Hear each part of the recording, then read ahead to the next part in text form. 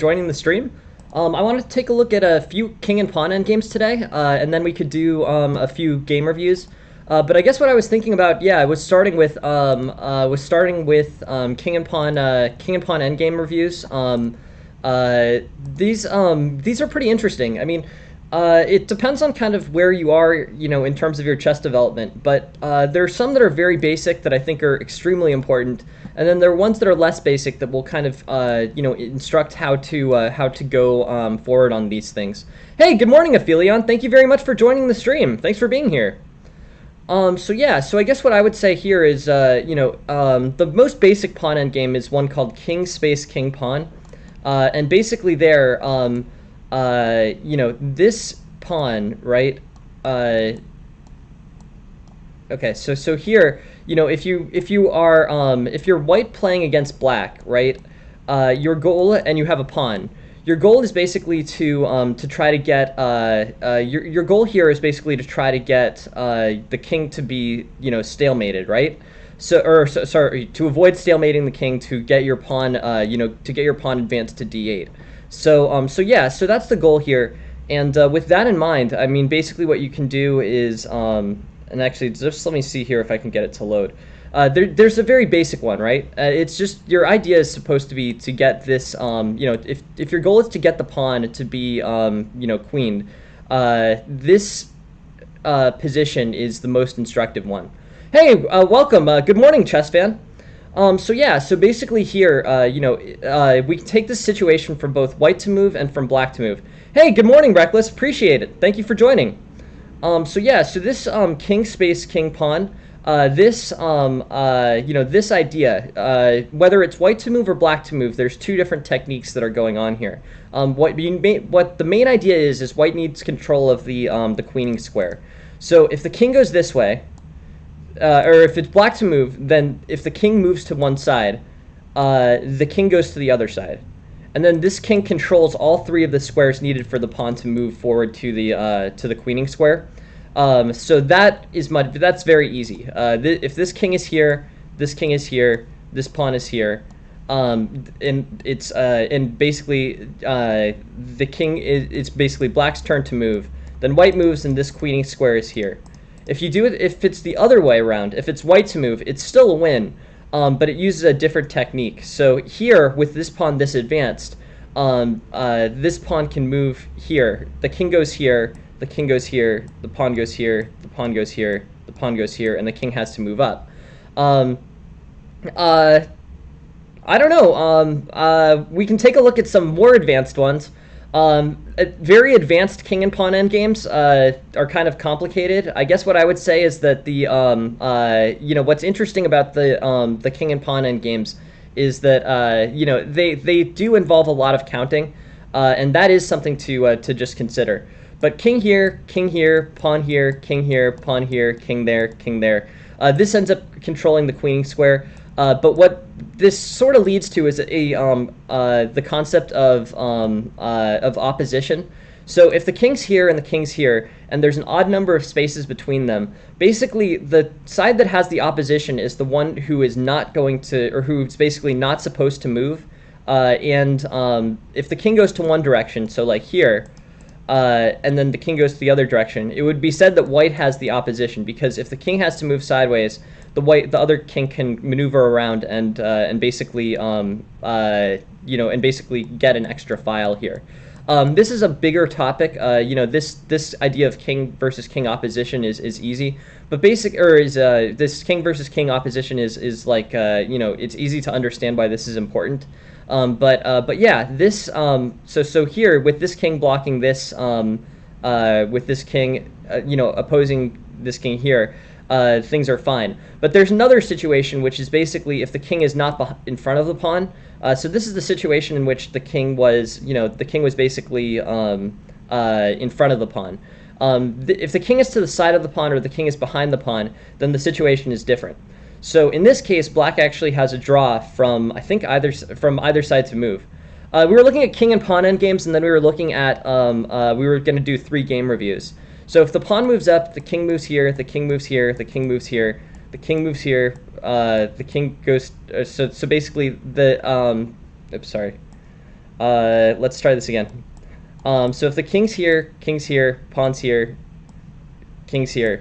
In this case, white can't successfully advance. So the king always moves back, basically vertically. The king goes here, the king goes here, the king goes here, king here, king here, king here. And this, basically at every point along here, black has drawing chances. So if the king tries to advance, the king goes in this direction, king goes in this direction, pawn goes here, king goes here, king goes here. It was weird. I was confused by the eval shift. The eval is acting weird because it doesn't know whose move it is. Interesting. Anyways, yeah. So that's the very basic idea. Is if the king is in front of the pawn, then it tends to be a win. If the king is behind the pawn, then if the king is in front of the pawn and there's opposition, the king, the white side wins in this case. If the king is behind the pawn, then black has drawing chances. We can take a look. Basically, there's classic classic endgames here. I was thinking we could probably look at basically there's a few different ones. There's ones where white can basically force an advantage, and there's ones where white can't force an advantage. Getting the technique right for both is important.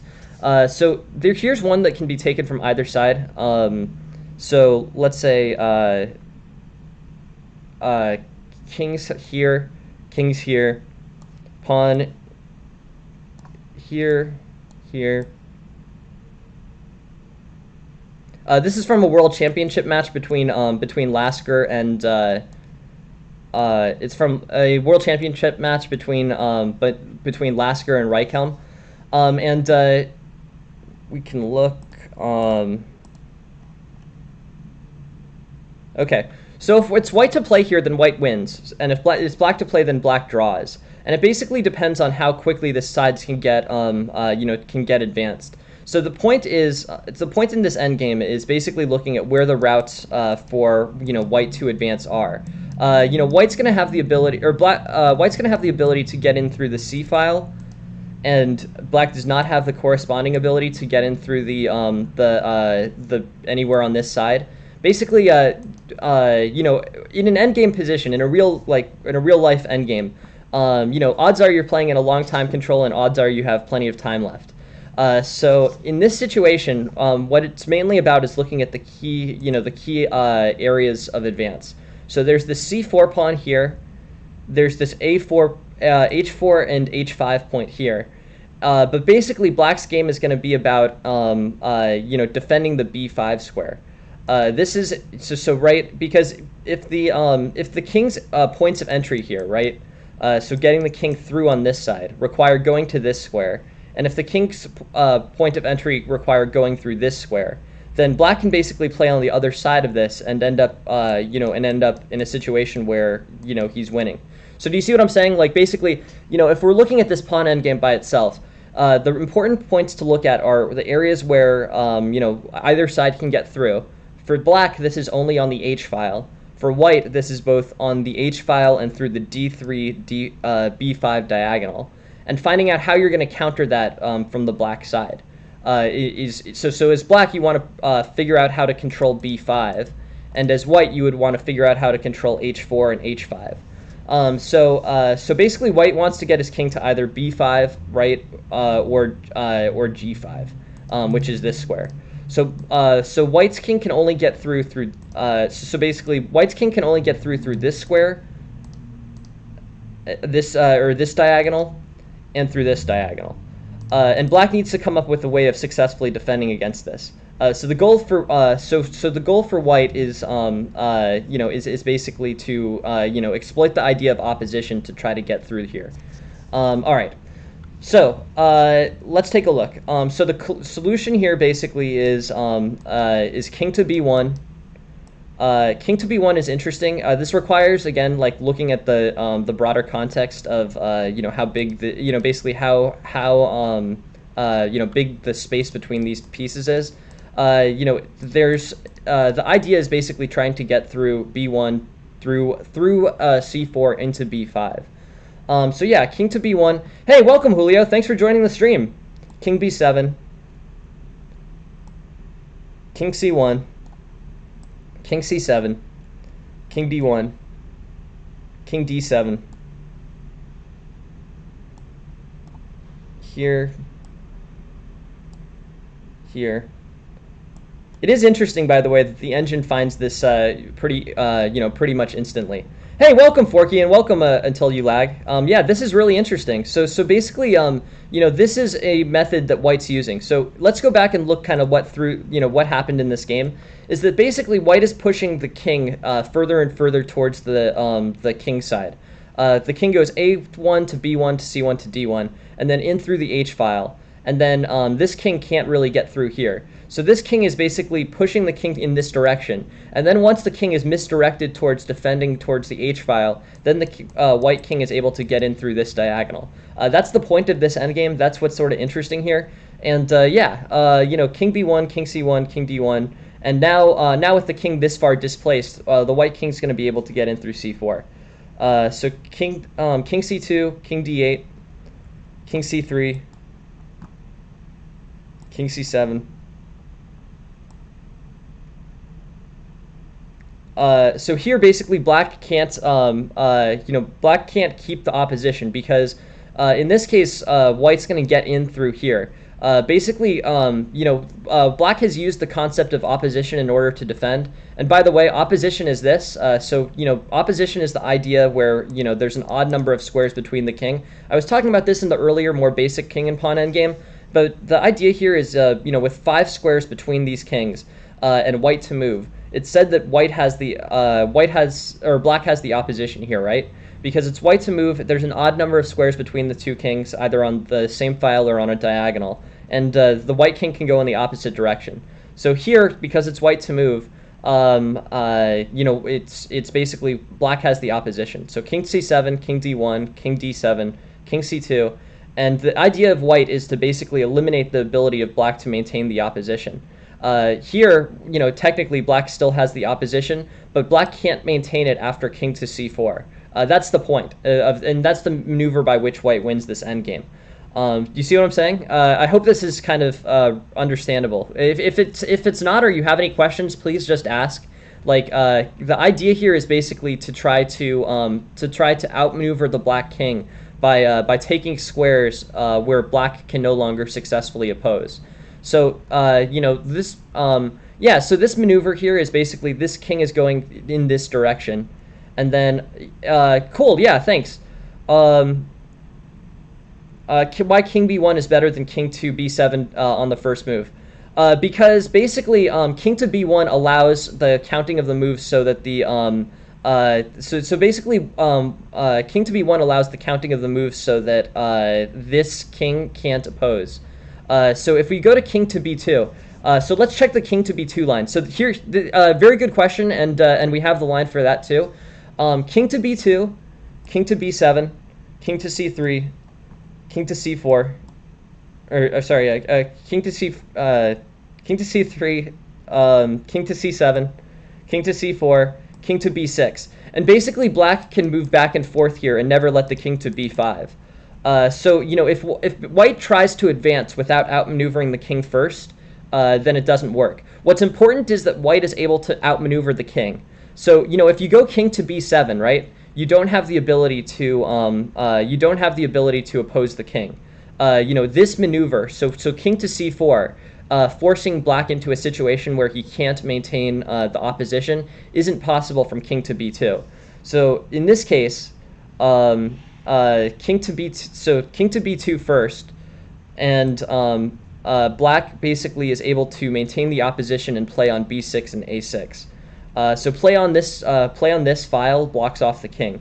So king to b6, king to d3, king to c7, king to e3, king to d7, and then this is basically white's best attempt to get in through the h file now.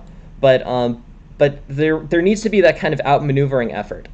So king to h4, king to g6, and you basically have the same situation in which black is in which case black is successfully blocking the entry squares for white. So the main point of king to b1 as opposed to king to b2 is to get black to move out of time. So here, with this line, it's a draw because black can always maintain the opposition and he can always kind of, he can always basically find a way to be in the correct squares where he needs to be. Basically what needs to happen is black needs to be on either a6 or b6 when white plays king to c4. If you can outmaneuver the king by forcing the king over to the king side before, hey, thank you very much for the file, Wig. Appreciate it. Thanks for joining the stream. So yeah. So basically king to b1 is the way to push the king over to the king side so that the king can't move backwards quickly enough. Because like this king is, okay, so this king goes to b1 and he's moving in this direction. And this king can't both defend on the h file and defend on the b file at the same time. So if the king outmaneuvers like this, then this king goes to c4 and this king can't get in. This basically blocks off right here.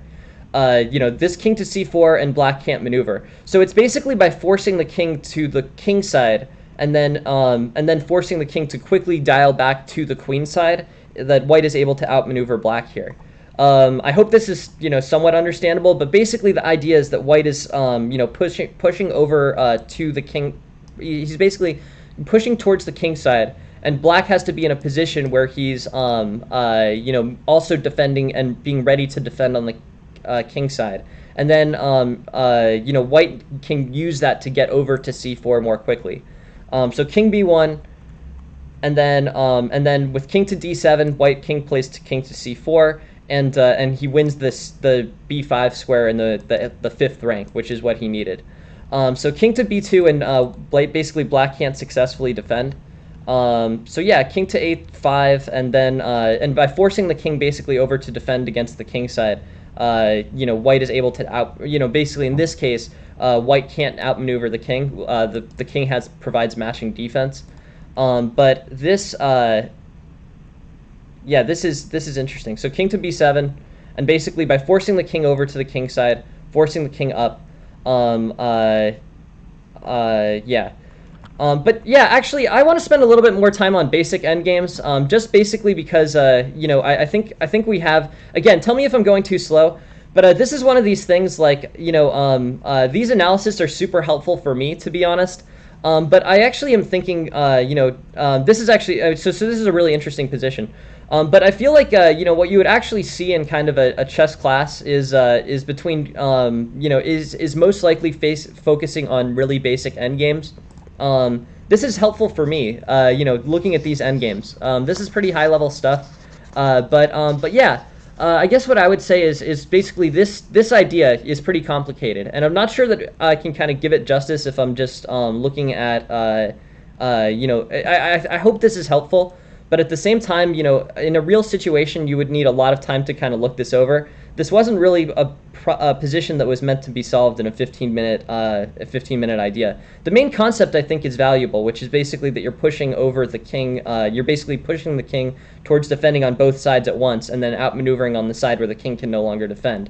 But yeah, the basic king and pawn endgames that I'm kind of interested in looking at, and what I think might be very helpful is just looking. I hope you guys. It would be curious. Basic opposition is what you would actually learn in a real chess course. So the more high-level stuff, this is mostly helpful for me. But yeah, king and pawn opposition, that's important. Yeah. So I guess what I would say is this this kind of outflanking idea is a real component. So I think again, like this type of thing, this type of play is a really important thing to demonstrate. So with the king and pawn here, again, this is what you would actually learn in like a class or whatever. The other stuff is stuff that's helpful for me, but again, giving it more time, doing it this quickly is difficult. But in this case, let's load this position. If it's white to move, basically black can match. So the idea is, white wants to find a way to advance on one of the sides here. And if the king goes to the opposing side, white can basically take the opposition. So hey, good morning, Anch. So let's look at this. Basically, how's white going to advance and win this position here? So if the king goes here, the king goes here, the king goes here, the king goes here, there's no way to really make progress as white. If black has the opposition here, right, then white is never going to really be able to advance this. White's going to move to either side, and black's going to move to either side. So how does white solve this problem, right? Or how does white make it so that he can advance to the 5th rank? And the answer to that question is d3. So d3, right, is the way to do this. So now if the king goes to one direction, if the king goes to c6 and the king goes to e5, then basically, this situation is different, right? So white has burned this tempo, and that was what was really important. If the king goes here, then then basically the white king has control of these squares and can march this pawn forward. But if in the other case, if black has to move backwards, then white basically controls the 5th rank. White can do this again, set up basically the same position with this pawn facing and ready to move forward on d4. On d4, the king goes to one side or the king goes to the other side, and basically the same process continues again. So here, king to d4, king to b7, king to e6, and the pawn can just and basically this king either has to go back or has to go matching on the other side. So so that's the idea of the idea of opposition.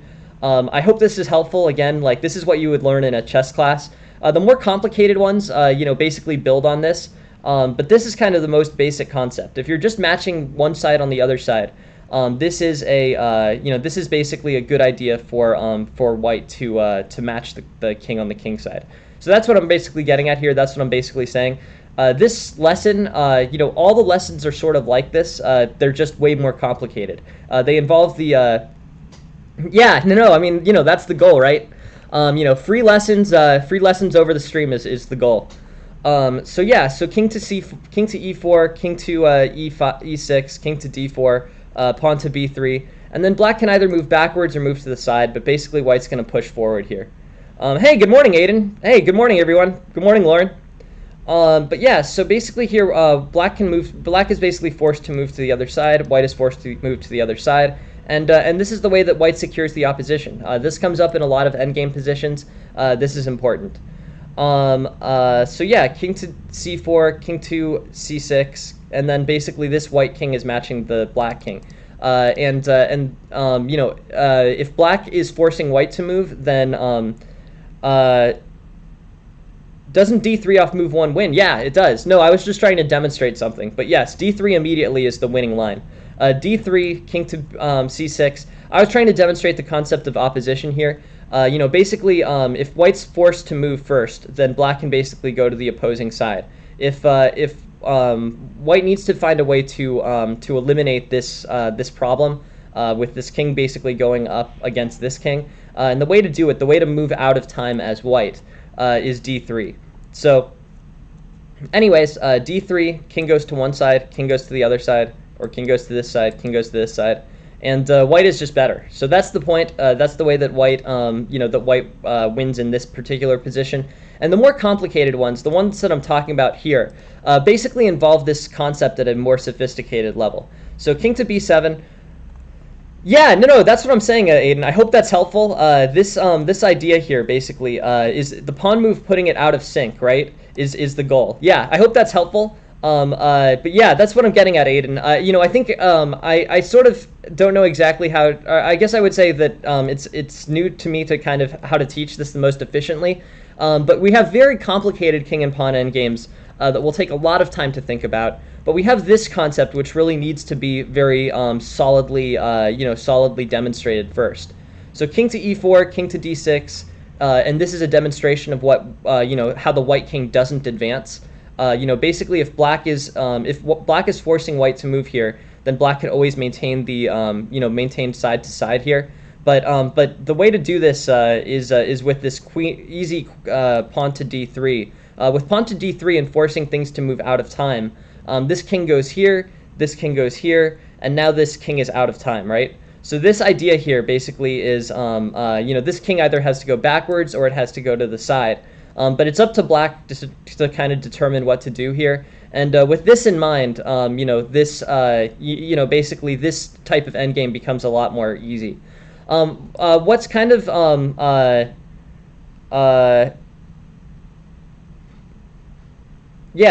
but anyways, what's interesting about this, I think what's interesting on this topic is basically this, that pawn move is very important because yeah, it gets it to move out of sync there. So yeah, interesting. And I think that is good. That's a good way to play it. But yeah, now this king basically controls that, and this is solid. This is the way to do this. Anyways, that is a demonstration of kind of a more basic idea. This king space king pawn endgame, this is interesting because it basically shows how to get this to not move or basically not be in time, which is basically king space king pawn only works if you're on the last stage of the board, right? So if the king space king pawn idea here, or sorry, flip the colors. This only works because black is on the last square of the board. If it's black to move here, so black moves here, this king goes here, and basically this king controls the queening square. This is with the king. This is basically with the king having an advantage here. So if the king goes here, basically, if it's white to move, so that's basically a demonstration of if it's black to move, then the white. So if it's black to move, then white takes the queening squares by moving to the other side. But if it's white to move here, the white king never actually has opposition. But because the king doesn't have the ability to move backwards, it doesn't have the it basically doesn't have the same drawing chances that it normally does. So the king goes to this side, the king goes to this side, the pawn goes here, the pawn goes here, the pawn goes here. And even though the black king has been able to maintain the advantage, or was initially able to maintain opposition, now it's run out of squares. The natural square for the king to go, the drawing square for the king to go to would be like king to d9 here. Basically one square off of the board. But because that space isn't available, then this king is forced to go here, and the king can go here, and then the king controls the 3 squares that are needed.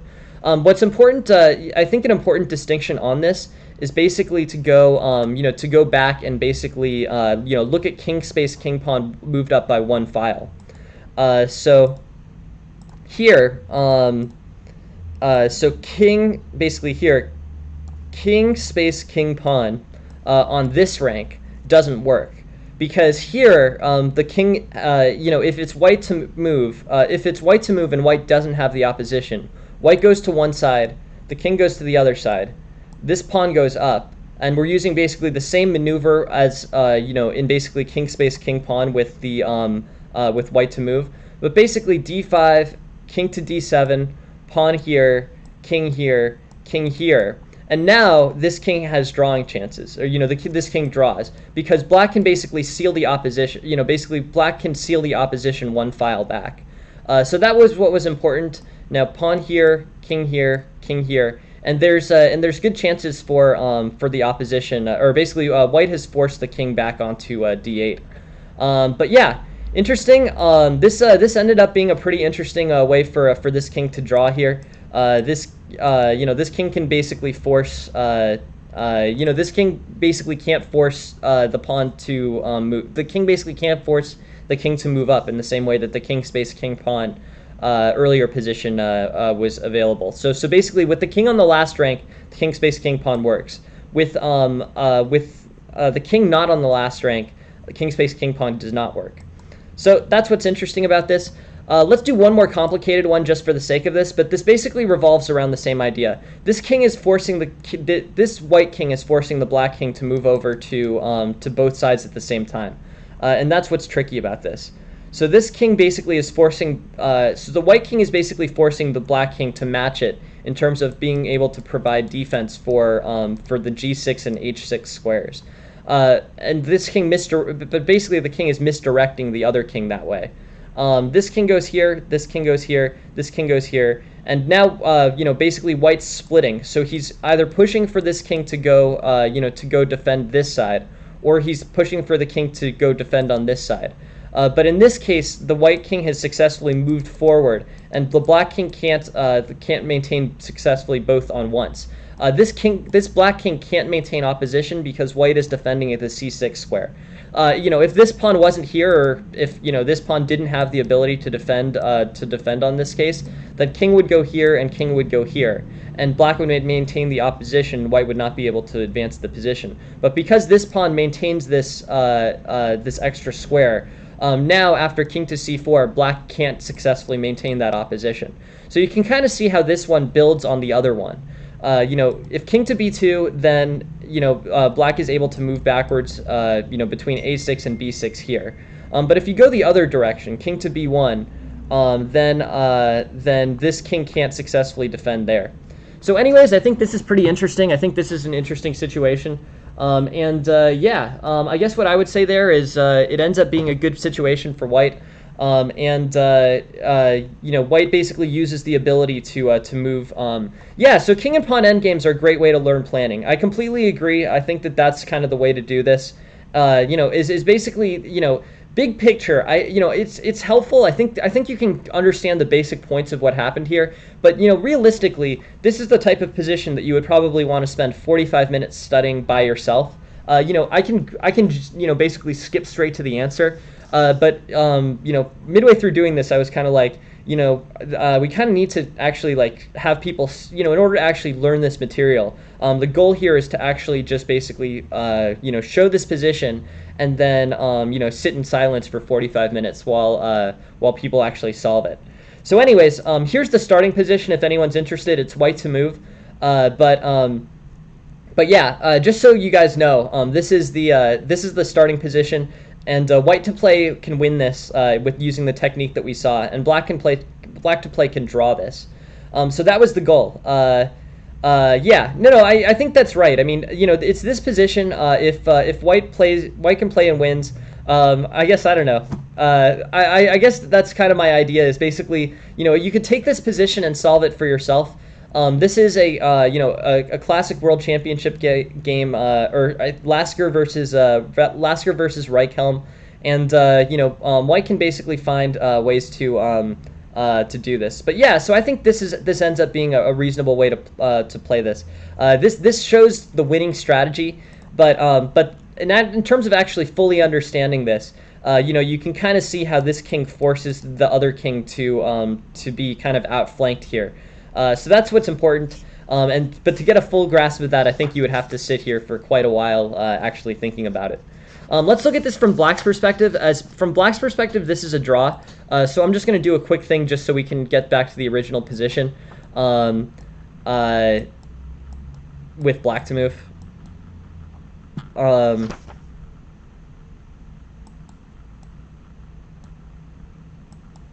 Okay, sorry about that. But now we're in the main position with black to move. This is a draw. Is there any chess book in particular that I'd suggest for a 1,000 to 1,100 ELO player? Really good question. I guess the thing that I would say is there's Basic Chess Tactics, I think, was the classic one. I'd have to find it. Give me a second. But the one that I learned on was it was like a chess tactics for beginner book.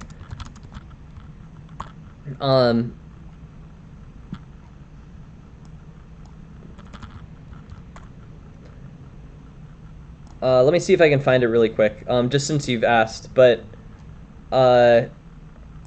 it's called the Chess Tactics Workbook. I'll show you. It's the one that I'm familiar with. The book that I was looking at was called the Chess Tactics Workbook.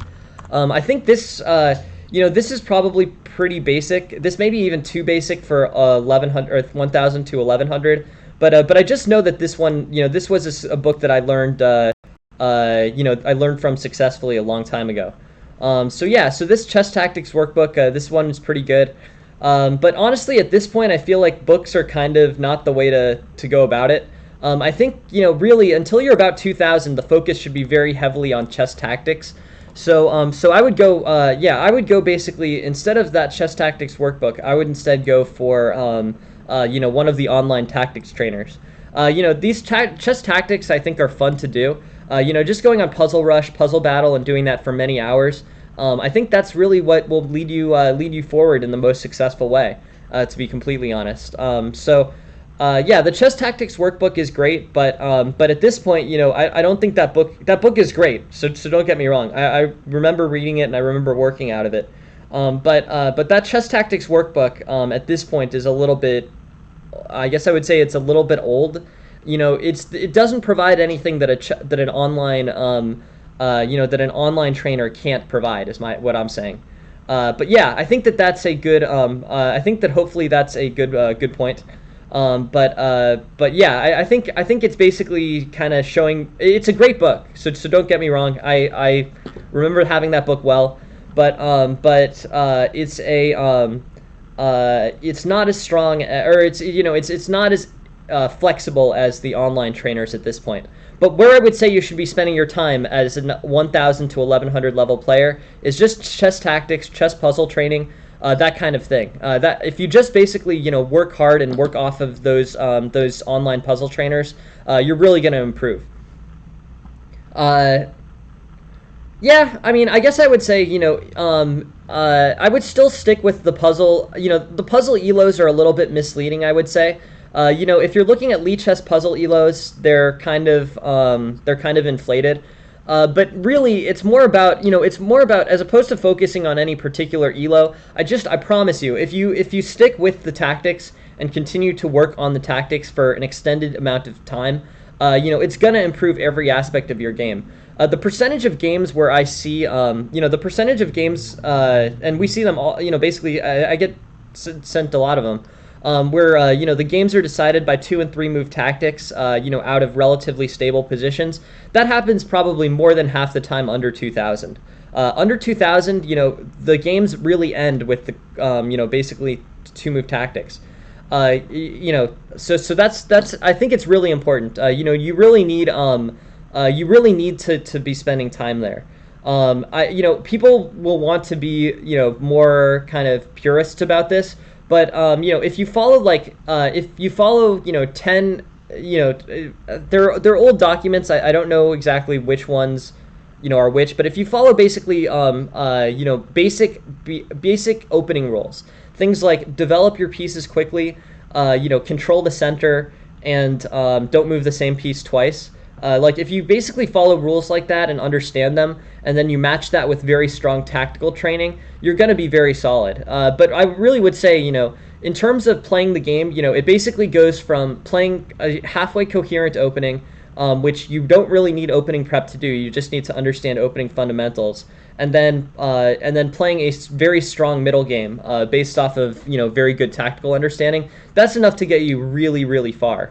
Far enough that you can basically continue to improve on your own and be able to move on to more advanced techniques. But yeah. I would say puzzles. By the way, on the puzzle topic, 1 to 2 hours a day for a month on an online tactics trainer is probably about as good training as anyone rated 1,000 can do. I would just keep pushing in that direction, and it really is the most successful way to move forward efficiently. You're gonna have to circle back and learn more technical concepts later, but if you follow, really like you could probably reduce it to three topics. You could probably go to develop quickly, control the center, and basically don't over move pieces, and match that with strong tactical prep. I honestly think that could probably get you to I don't know, that could get you very far. That could probably get you to B or A class. If you do it to that degree, I really think that's the way to do it the most efficiently. But yeah, 1 to 2 hours of tactics a day basically people say the center and you don't really understand why. Great. Thank you very much for asking that question, Aiden. If anyone has questions like that, I'm super happy to answer them. But it's a really good point. Why is it worth controlling the center? Great question, Aiden. I can explain that. I can basically explain that. But if anyone else has questions like that, I'm always really happy to answer them. This is basically it's really a strong idea and a good one for kind of moving this question forward. Let's take a look at this. Here, e4, e5, knight to f3, knight c6, and I'm basically just I'm basically just going to come up with a kind of basic opening. But here, say bishop to c5, knight to c3, d6. And basically, the question is, why are you controlling the center? And I wanted to give kind of a practical situation. Like, if basically this knight here controls a lot of squares. So let's look at how many squares this controls and where they kind of are in the game. So basically, with this knight here, or actually, you know what's even better idea? I'll make it even more basic now that I think about it. Let's take a look at this. So let's look at two potential moves for this knight. This knight can either move to a3 or this knight can move to c3. C3 is the move that controls the center, and a3 is a move that controls this c4 square and this b5 square.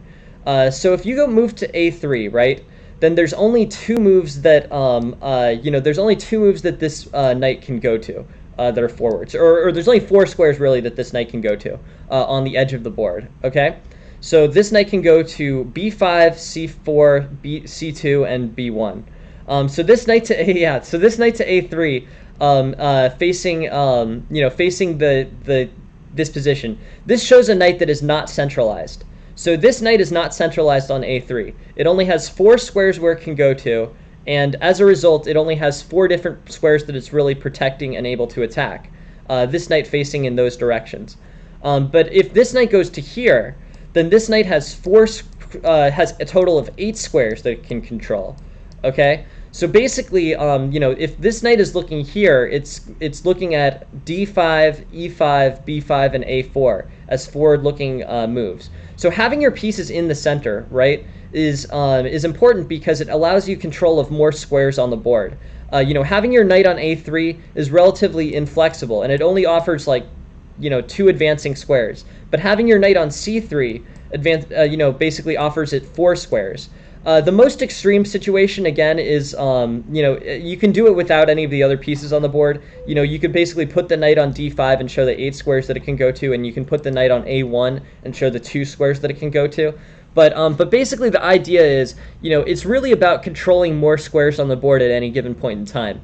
Having better center control is really just it's really a proxy for having pieces that are the most mobile. So if you put a bishop basically in the center, you have the most places to move to it. Same thing with a knight, having pieces in the center allows the largest control of the center. So the center is considered to be d4, e5, e4, e5, and then the extended center basically is this ring of pawns here. C3 to c6, f3 to f6. But basically putting pieces in this center and keeping them in the center offers them the opportunity to attack and control the most other squares, which is really what it comes down to. So if you don't centralize pieces, they end up on squares like a3, c4, and end up with 2 squares that they can go to. If you put them in the center, then they go basically to the squares where they basically go to the squares where they're the most mobile. So both sides are basically maneuvering to try to get their pieces into the squares where they have the most mobility, and that involves getting them to places like d5. What I was initially going to throw basically what I was initially going to show here, right, is d5 basically facing off against c7, b6, e7, f6. All of this idea, basically 4 points here. This knight is better there. It basically controls a lot of squares, and it controls a lot of squares that are important to black's position. So b6, c7, e7, and f6 are all sort of natural developing squares that this knight is preventing. Basically, if the knight is here, it's preventing the queen from going to either e7, f6, or defending, anything that, or basically defending along this line. So that's the idea. This knight is on d5, preventing things, and that's that's a good play for the white. So yeah, you need to basically create. This maximizes on mobility, like Lauren is saying. No, I think they're great. Honestly, I think it's really helpful. I appreciate largely I think that I think the explanations are right. I think having good understanding is really helpful. So yeah, you sharing your knowledge with people is always very helpful. I think that's a good idea. So yeah, no, that I agree with what you're saying. So controlling the center gives you more space and the ability to provide more mobility for your pieces once they're there. Why wouldn't Black just go bishop to e6 though? He can. I mean, the answer is he can go bishop to e6. But the thing about it is that it takes time to go to bishop to e6. So if White can basically seal this, can seal this strong center, this attack on f6, e7, c7, b6, that ends up being good for White. And this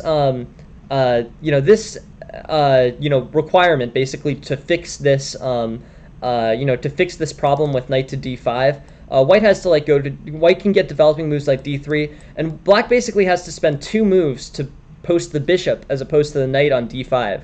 Like, is this really, the question is this really worthwhile for Black to spend his time, trading, first moving his bishop to e6 and second moving his bishop to d5 to eliminate that? The answer is probably yes, but the point is that Black had to spend time to fix that problem. It takes 1 move for the knight to move to d5 from c3, and it takes 2 moves to get that bishop off the board. When the bishop trades for the knight, Black has sacrificed his bishop pair. White still has the bishop pair, and this bishop is still posted on d5 in a square with good mobility facing against a8 and facing against this f7 point, which is Black's weakest point on the board. Basically, in order to fix that problem that knight to d5 created, Black needed to play bishop to e6, bishop takes d5, and now, is this position much better for White? I don't know. I mean, or is this much better for Black? I don't know. Basically, having this bishop posted on d5 is really only marginally worse than that knight on d5. This bishop is facing towards 2 very kind of important points. So, anyways, that's what I was saying. That's what I think is important here. Kind of important to understand. With that, I think it was a great question, Aiden. I hope that was at least somewhat helpful. But yeah, all of those questions, please ask them. I'm always happy to explain to the best of my ability. But yeah, always ask. Look, I mean, I'm here. I'm very happy. My goal here is basically to make chess lessons completely free for everyone. I'm here an hour and a half a day. And my goal is really just to be the most. My goal is really just to be the most helpful that I can with these explanations. So I hope that provides some type of explanation of that. I think the uncentralized knight versus the more centralized knight is probably the most kind of basic explanation. But this knight facing forward and having 2 squares versus this knight facing forward and having 4 squares, I think that's pretty big. That's a demonstration of why the knight is better being centralized. So that's the idea. That's what I'm thinking. So, anyways, that's what basically what. But yeah, feel free to ask questions. But that's basically the answer to that one. All right, I want to do another thing. One of the things that I'm trying to figure out how to do is I want to make sure that we have as many kind of free resources as we can. One thing that we're doing is we're starting club tournaments, and I was just gonna show you this. This is the first one today, so I'm kind of curious to see how this goes. Aphelion was nice enough to set up basically 2 tournaments that I thought were great, based off of this chess club. I don't know if everyone's already on this chess club. I should probably link it from the Twitch. But this is the chess.com club that goes with this channel, we're doing a chess tournament right after this. So the tournament just opened. It's a Chess 960 tournament, and basically this Chess 960 here, right? This is a tournament that we're doing after this. Chess 960 is interesting. I'm not sure. I don't know. This is Chess 960 Blitz. Basically the registration for this just opened. So if we want to do this, we can take a look. I guess I'll register. I figure I'll get in on this tournament today. I'm not sure I'll always be able to play them, but this tournament starts right after the stream. And I think what we were gonna do going forward is we were gonna have a tournament after the stream every day. And I think that this, yeah, no worries, Laura. No, I mean, no pressure at all. I just thought we could do it. It might be fun. But yeah, but basically, it kind of as the chess club channel grows, we can basically do chess tournaments after that. So yeah, so if anyone's interested, today's kind of a trial run. We'll see if this we'll see how this works. But I was thinking that we could make this a daily thing. So yeah, Chess 960. I don't know. It was requested. We can make requests of kind of whatever everyone's interested in. But yeah, Chess 960 was requested, so we made it Chess 960. We'll see how it goes. Chess 960 is good for understanding concepts of quick development and center control and pawn structures. That's what it's really. That's what the good thing that I can say about Chess 960. It also takes people out of kind of established opening theory. But yeah, Chess 960 today is very interesting, and yeah, I'll play it today. Why not? But yeah, if anyone wants to play, we're gonna start matching this. We're gonna start matching this tournament to be after the morning streams, and we'll see how it goes. To be honest, this will be interesting. It's an experiment. We'll get to see things for the stream, and if anyone's interested in sending in any of their games from the stream or games from the tournament to the stream, feel free. Yeah, so there's that chess 960 on Friday. There's that 3-minute on Friday, and then there's the 10-5 going on tomorrow. But we're gonna keep matching these. My thinking was we could just match these to the lecture every day.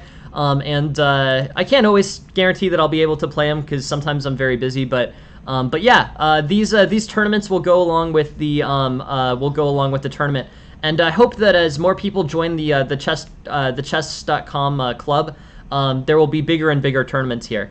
So anyways, that's an available thing that we're doing, and today's kind of the first one that's going on here. So yeah, it's an idea. I haven't, but that's interesting, Ruben. It's cool. People are really looking at different ways to play chess now.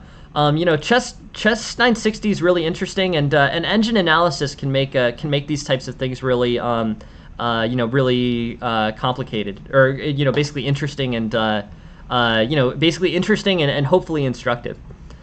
All right, cool. So let's take a look at the games now. So we have 3 games for this morning. First one was sent by Anch. Anch versus Houseline. Cool, awesome. So these guys are both. Anch is an admin on the lesson Discord, and yeah, this basically here. Yeah, so I guess I would say that this lesson here, this is Anch versus Houseline. These are both people from the Chess Study Group Discord, and Anch is also an admin on my server. So always people that we're very happy to see here on the stream. Okay, so cool. Anch plays the Scandinavian, and the Scandinavian with Queen to D8. So we know the classic. Queen to D8 idea, where basically this is what Carlsen played in kind of a classic game in 2013 or so. But basically, White gains this open file, trades off his D pawn for White's E pawn, and doesn't wind up too far behind in development. It's very interesting. It's an interesting Scandinavian defense. I think it's called the Mises Kotrick or whatever. I'm looking to chess.com for that labeling. But yeah. Anyways, Queen to D8, D4, Knight to F6, Knight to F3, and basically White's just going to kind of be developing in a standard way, and Black, unlike Queen to D6, Black is able to develop his pieces in a completely natural way here. He's just sort of a pawn, or he's just basically a tempo behind. Bishop to G4, Bishop E2, Bishop takes. This is, I'm not sure Bishop takes F3 is ideal. Let's look at Bishop takes F3 is not on the list of mainline opening moves. I think Bishop takes F3 sacrifices this bishop. This is a relatively, open game. So I think that the trading off the bishop for the knight here may not be too helpful for Black. I think in this situation, given that it's an open game, the relative value of bishops versus knights is higher. So I think things like C6 could be the most helpful. So yeah. Anyways, here, I'm just going to open my soda. But yeah, sorry, I just didn't wanted to, because otherwise that was going to be confusing. But yeah, this bishop to e2 as opposed to bishop takes f3. This as opposed to bishop takes f3, forward developing moves for black are good. Things like e6, which makes the black development better. Yeah, gotta wake up. I don't drink coffee, so I was thinking soda instead. But yeah, e6, bishop b4, or knight to c6. Here, basically, just sort of straightforward opening moves are the best. e6 is the most popular. Knight to d7 and knight to c6 are also on the list. I like e6 the best. I think getting this bishop out to b4 is a pretty intuitive way to do this. h3, and then probably like bishop to h5, castles, bishop to e7. Sure, but basically black is developing in a comfortable way, and yeah, interesting. That is actually really interesting. I guess I would say you could probably defer to that. If he's actually recommending bishop takes f3, that is, I mean, I wouldn't want to, if he's got specific reasoning for why bishop takes f3 is better, I guess, so in terms of authority here, I would give, so in order I would give the chess titles, and I would say, yeah, like, at the end of the day, a GM or IM is considerably better than IM. The only thing to consider with GMs and IMs is, their incentives. I can just tell you my incentive is to make chess lessons free and available to everyone. It's a very non-profit driven incentive. So I would say, if a GM or FM or a GM or IM recommends a particular line, odds are they're probably right. The only thing that I would do is basically, condition that on the concept of incentives. I'm telling you, I have no plan to make any money from chess ever. This is something that's fun for me to do, and I feel like chess lessons can be free. So I figured that this is the goal. So I can promise you that the things that what I'm saying are not tempered by none of the chess advice I ever give is tempered by any kind of financial incentive. That said, IMs and GMs, they basically are much better at chess than I am at the end of the day. This is not my job, and for GMs and IMs, it almost entirely is. So GMs and IMs, I think that if they give you a good reason for playing a move like bishop takes f3, they're probably right. They are probably right. The only thing that I would do is condition that on incentives. So yeah, this bishop takes f3 is an interesting move. Let's look at it. So on bishop takes f3, the eval shifts by about half a point against you. So this bishop takes f3, and white has ideas like bishop takes f3, c6, and basically black is fine here. Black is fine. There's no real problem. The issue is you've traded off your bishop pair.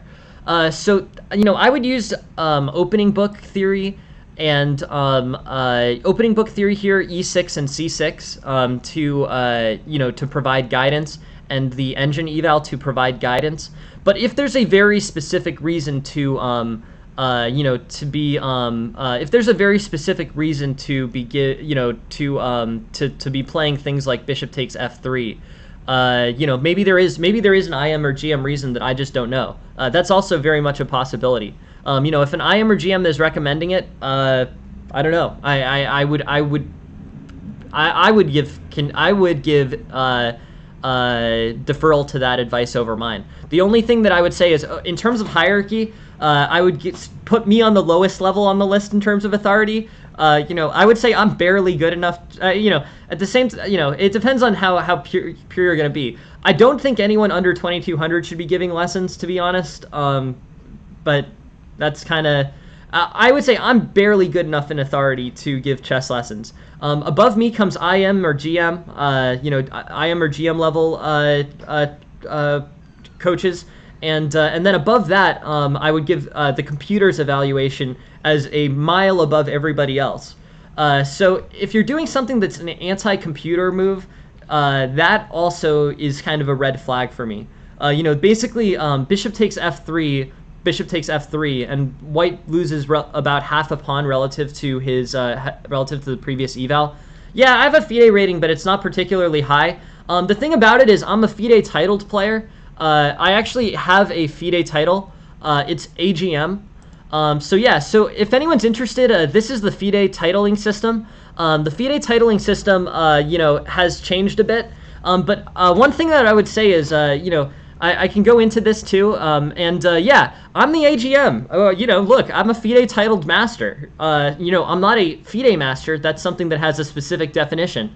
But I am an arena grandmaster here. So, as long as FIDE offers these titles, I think that this is a system that, it may not be available forever, but the title's given for life. So, I strongly recommend getting yourself a FIDE title. And an ACM Aphelion, yeah, ACM Aphelion is a legitimate FIDE master. I mean, he's a FIDE master. FIDE gave him a master title. So Aphelion is a master as determined by FIDE. If other people are interested, you can get these titles online. I think they're great. I have my AGM. This is an official title recognition by a world governing chess body, by the world governing chess body. It's given for life, and yeah, that's my FIDE title. My over the board FIDE rating is not that high. I play very infrequently. I probably, if I get one tournament a year, I'm happy, and it's somewhere between 2,000 and 2,100, somewhere on the 2,100 side, I think. But I don't play actively. But I am a FIDE AGM. Yeah. So, anyways, if anyone's interested, check out your FIDE titles. Yeah, absolutely. Basically ask Aphelion. Aphelion's gone through the I mean, I don't know. Maybe I shouldn't say ask Aphelion. I don't know how much he wants to, but you can ask me. And basically what I would say is you can go on the FIDE Arena. It's 25 euros a year. And then the title additionally costs somewhere between 5 and 50 euros a year, depending on how high a level title it is. But basically, Aphelion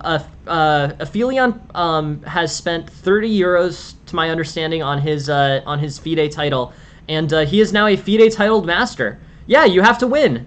That's the thing. I mean, you have to play at the level that determined by FIDE. It's not a 0 level, but basically 30 euros total for a membership and the ACM title. Is the minimum title cost. In the United States, that's much less than most FIDE tournaments actually cost. But this titling system is yeah, no, it is. I mean, that's the thing. It is a real, not everyone can get it. It is a screening criteria. I think many people can get it. And Aphelion is an official FIDE master. If anyone asks him, he's a master as determined by FIDE. Yeah, so yeah, I think it gives people opportunity to shoot for, but yeah, I'm big into the FIDE titling system, or this new expansion of the FIDE titling system. So if anyone's interested in this, they can get the FIDE Online Arena, and yeah, get yourself an official title as determined by the world governing chess body. I am an Arena Grandmaster. That's my FIDE title, and yeah. Feel free to go get that. But FIDE master title is given by the FIDE, the World Governing Chess Federation. Anyways, let's look at this. So anyways, we're talking about how if there's a good reason to play bishop takes f3, which appears by the engine to be a not that great move, then feel free to. If it has good justification behind it, then I trust that high level justification. E6, b3, knight d7, bishop to b2. All of this I think is good. I think developing these bishops, this makes sense. Black's got a solid position and white's got a solid position. Here we're just sort of in the opening, going into kind of a reasonable middle game. Ideas for black here. White has better center control as given by this d4. Yeah, you can ask me. I don't know. Aphelion may not be the. Feel free to ask me how to get a FIDE title. It's not complicated. Just go on FIDE. The FIDE Arena, and that's how you can get a real-world FIDE title online for 30 euros. Yeah, you have to play official FIDE rated, but yeah, I strongly recommend get yourself a FIDE title. We don't know how. I don't know, these things may change, but if you want to become a FIDE master, here's a good opportunity. Aphelion is a FIDE master, has a FIDE master title, and will have one for life. So he's the first one. that's gotten one from the stream. But if you get one too, go get your FIDE Master title and tell me about it. Because yeah. So anyways, that's something. But how you get your FIDE title online? Okay. Castles, knight to e4, knight takes, bishop takes, and basically here, white is, white has an edge. I think f5 is an error. F5 creates a liability with e6, so I think that I would say, f5 is probably not the move. I understand your interest in basically blocking off this threat of the centralized bishop on f7. But f5 creates a lasting vulnerability. So with f5, this e6 pawn is hanging. Yeah. So this f5 leaves the e6 pawn hanging, and that's kind of basically is a sort of a problem for black. So f5 and this bishop goes, is forced to move, but leaves black with kind of a lasting disadvantage here. F4, c4. c5, pawn takes, knight takes, and white has a pretty serious advantage. So I think that there was, I think in terms of improving this, I don't know. It seems like white's attack got pretty successful pretty quickly, and this e6 pawn became kind of a liability. Yeah, so bishop to d3 with this pawn hanging on e6. F4 leaves white with a basically leaves white with an aggressive attack on h7, aggressive attack from b2 on g7. So c4, c5, pawn takes, knight takes. Hooks is by FIDE. Yep. So knight to c5, queen to g4, g6, bishop to c2, and now these bishops are facing kind of in towards white's king side, or sorry, black's king side. But I think there was a way to head this off. I think these bishops did get very powerful here, but I think that f5 is a move that has immediate issues with e6, but it also does create issues with yeah, you're a master now. That's what I'm saying. Yeah. So basically f5 pressuring the bishop. Instead, maybe queen to g5, knight to f6, knight to d5. This could be a better way for black to play it. But yeah, I think that ends up being kind of a good opportunity for black. Or a good opportunity for white. It's funny that f4 is the move here that's really penalized. Yeah. Yeah, f4, c4, c5, pawn takes, knight takes. Queen to g4, and basically white's up by about 4 pawns here. I think f5 paired with f4. This was enough to basically swing the evaluation of this game. So f5, f4 is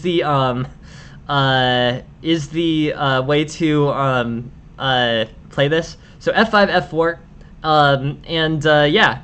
Knight to f6, knight to d5, probably better for black.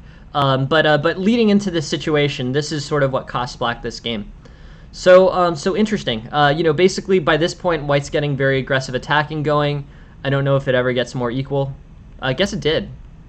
Interesting. So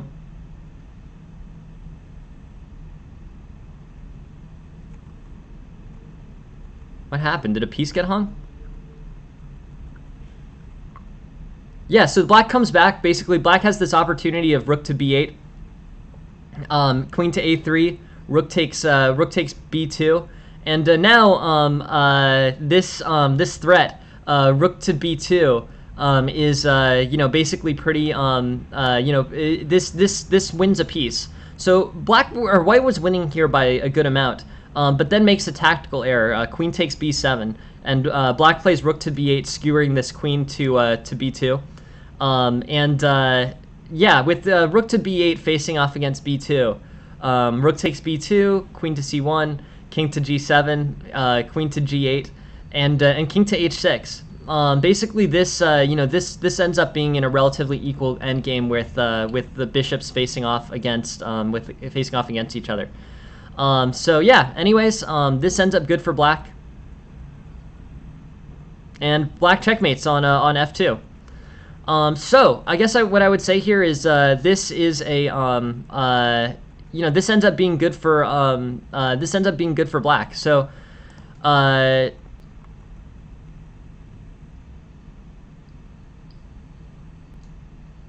so knight to d7 beats bishop to b2, bishop d6. But basically white is good here.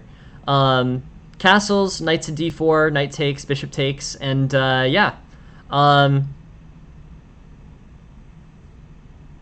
So I guess what I would say is there are some errors here. So e4, d5, queen takes, queen to c3, and overall here, the real so the thing that I would say is if there's a good reasoning. So in looking at this game, bishop takes f3, bishop takes f3. And black has traded off his bishop for white's knight. Is this worth it? The engine says it's not good, but if there's a very high level human that gives a good explanation for why it's good, that's fine to defer to. This is fine, but f5 f4 was not the correct plan. Here you just want a forward development. If you really want to block bishop threats on h7. Play knight to f6 or play g6, but f4, f5, f4 left white with open strong diagonals here. Now this rook is facing off against e6. That's important. So yeah, knight to f4, c4, c5, pawn takes c5, knight takes c5, and now white's up by about 4 pawns. And yeah, g6, bishop to f2. Yeah, white's. I guess I would say white's up by about white's up by about 6 points here. So that was really the idea to improve on from this game. Knight to f6 is a straightforward developing move. This knight is more powerful on f6 than it is on d7. Black can also play knight to b6, and but developing your knight to either f6, which makes a lot of sense. Or b6 is important. b6 doesn't really make that much sense. So knight to f6 here threatens the knight and threatens to move the pawn to the center. So f5 weakens e6, and then f4 basically opens up these full diagonals for white. So I think that's the improvement for black in this game. And then white, has played well to this point. Strong is up kind of a piece. And then just makes kind of a 2-move tactical error. So these kind of tactical problems are very important to understand. Black plays rook to b8 and skewers the queen and bishop. White should not play. White should not play queen takes b7 with that. With that ability in mind. So yeah.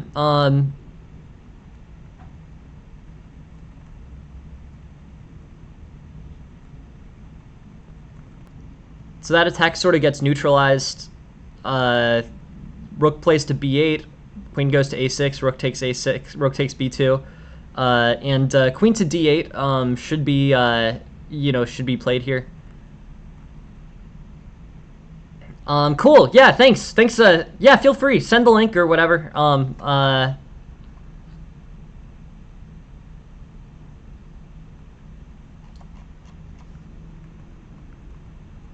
And queen takes f2. Yeah, I think this ends up being good for black, and this play for black equalizes. So I think white needed to be more cautious here. White had a lot of opportunities, a lot of open files on the king, and here I don't know. I guess c6 provided an opportunity for white to kind of move forward here. But yeah, c6 and then rook takes d7, pawn takes d7, something like that. But now white is good and facing off against king h8 with these open files. So that's big. Interesting situation, and black ends up capitalizing. So yeah, from here I think black makes a big error in queen to f3. Queen to f3 and queen takes c5. This leads to a pretty good situation for black. Basically this fork of the f2 square and the c4 bishop. So yeah, I guess I would say this. In terms of improvements in this game for black, I'm not a huge fan of bishop takes f3, but if there's an explanation for it, then cool. This f5 leaves e6 vulnerable, and f4 leaves this file open for white. Black had a great recovery from a tactical perspective, but that's the biggest focus of revision for this game. Rook to b8, forcing the queen to move, and then rook takes b7, and then queen takes f2. That is it. So let's take a look at the next one. This is a TK's game.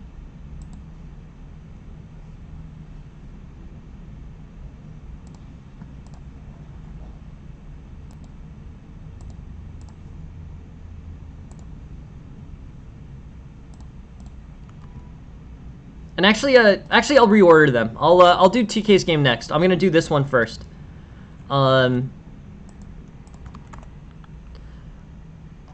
This is someone's game. Let's see. Okay, so this is someone's game playing white, and someone faces basically the Sicilian with knight to c6. D4, knight takes, east d6, knight c3, g6. Okay, so now we're in a dragon. This is pretty well explored territory. I guess I would say the matching of d6 and g6 is not extremely common, but not nearly as common as d6, e6 Finnegan variation. So like e6 or Taimanov variation. But yeah, g6 here, and basically, we're still in pretty well-established theory. This is a dragon-type position. Bishop g7, f3, knight to f6, bishop to b5, bishop to d7, and here basically, white can do things like castle. White can play queen to d2, and I guess here this is the Sicilian dragon.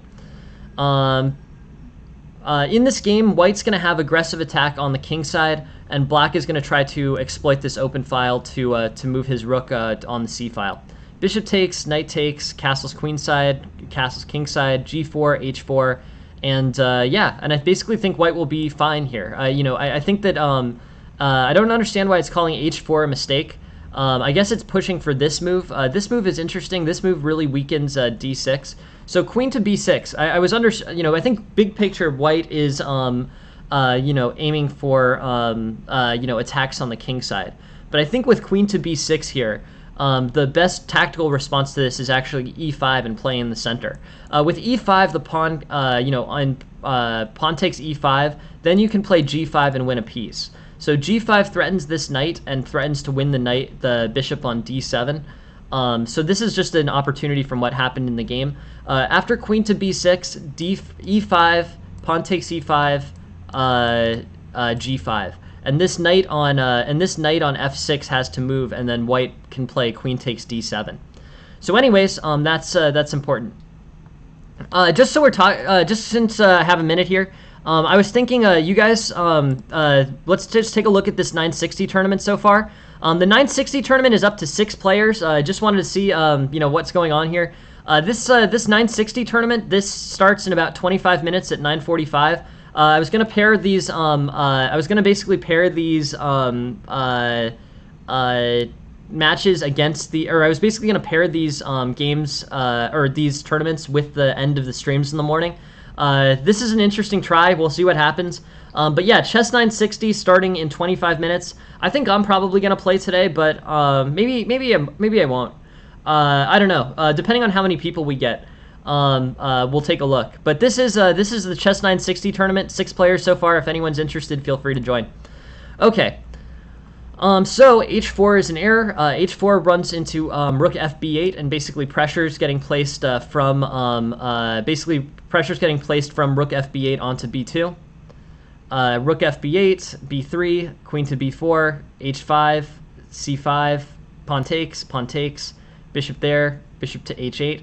And black is, basically black has white pretty well, exposed on the queen side. G5, knight to e8, queen to d5, queen or d6 or e6, sorry. Yeah, I mean, I guess I would say that white is solid, or black is solid. White doesn't really have the ability to advance on this king side here. Queen takes, pawn takes, pawn takes. Yeah, black is not particularly. I guess I would say that black is not particularly challenged. There's not really much that white can do here.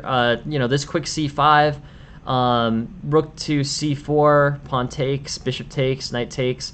And here, black ends up a piece. So, yeah, this is an interesting way that black can kind of neutralize the, or basically consolidate his position to be a piece up.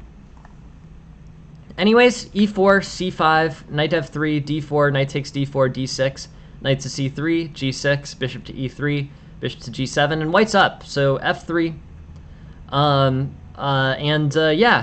to d2, a6, bishop takes, pawn takes, and yeah, it's up to white kind of how to advance this. We saw what happened, didn't really work out too well. I think castling queenside may be overly ambitious with the rook on the open b file. I think basically here, if white castles queenside, the rook on b8 is going to be facing towards b2, and that could be an issue. Instead, maybe castling kingside could be good.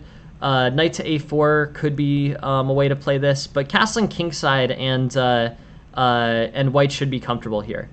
Castling queenside and black's going to have sustained attacks. So I think everything was fine in this game, but I would really think about castling queenside and the opportunities that this is going to allow black for attack. Maybe b3, maybe b3 knight a4, or b3 rook to d1 knight a4. Definitely shutting down the black attack on this queenside is going to be important. Okay, castling queenside, and then black's going to be able to play rook to b8. So castles here, g4, c5, knight to e2, and then h4, h5 are going to be white's best chances, but here there's actually the tactical improvement e5, which puts pressure on the d6 pawn and the f6 knight. So in terms of things that to look at for this game, I would say the first is castling queenside. Castling queenside is going to offer black sustained attacking opportunities. Even though you're supposed to attack on the king side here, I still might castle, or even though you're supposed to attack on the king side, I still might castle king side. But castling queenside, g4, knight d2, h4, and basically black's going to be exerting pressure. A rook to b8 onto b2, and white is, I guess I would say white is fine. Knight to b4, h4, c4. White's got opportunities, but nothing really. Pawn takes, bishop to h6, bishop to h8. This center, this position actually holds together much better for black than for white. So I think the real shift in this game comes from castling queenside. No, so that's the interesting thing, Ahmet, is that it is often better to attack on, or it is often better to castle on the queen side. But I think in this particular case, the open rook file, the open knight file for the rook to be attacking on b2, this is going to cause some problems for black. In general, you do want to castle queenside if you can, but it's not necessary. You can still castle kingside and have a strong attack. The most important idea, Ahmet, is to castle kingside and instead play, instead basically play on the king side here. So h4, h5 are definitely the moves to play, and here there are tactical reasons to not play castles queenside. So the important thing is the attack. The important thing is not which side you castle on. But very good question, Ahmet. But this would be a reason, or this would be a case in which you're better off castling kingside and still attacking on the king side, but castling kingside and attacking on the king side. It's just that this tactical opportunity for black is too strong on that knight file. Okay, castles queenside, castles kingside, g4, c5, knight to e2, and then h4, h5. B3, queen to b4, h5. I guess I think that this opportunity for white is pretty good. And yeah, that's what I would go with. Pawn takes g6, pawn takes g6, bishop to h6, bishop to h8. This center, basically this kingside or queenside castling exposed white to a lot of attacks. And I think that's a move worthy of kind of revision here. Unfortunately, this kingside attack doesn't go anywhere for white, so basically black is able to secure kind of a winning opportunity, winning game here. So yeah, I think in terms of improving this game, Mehmet, the thing that I would look at is first, I think this opening was fine. I think the real issue came up with castling queenside. This is just gonna, this is just basically gonna cause you a lot of trouble dealing with this rook on the b8 file. Okay, castles kingside, g4, c5, knight to e2, queen to b6, and yeah, okay. I think basically white can make the most of this. The tactical opportunity here is e5. On e5, knight e8 is a continuation. If d takes e5, then g5. But if knight to e8, then knight to d5 forks this queen and basically forces black to move back quickly in order to defend this e7 pawn. On b7, knight takes e7, and white is up a pawn. This is overall good for white, forces the king over to h8, and things basically end up good for white in this situation. So knight takes e7, and things are good.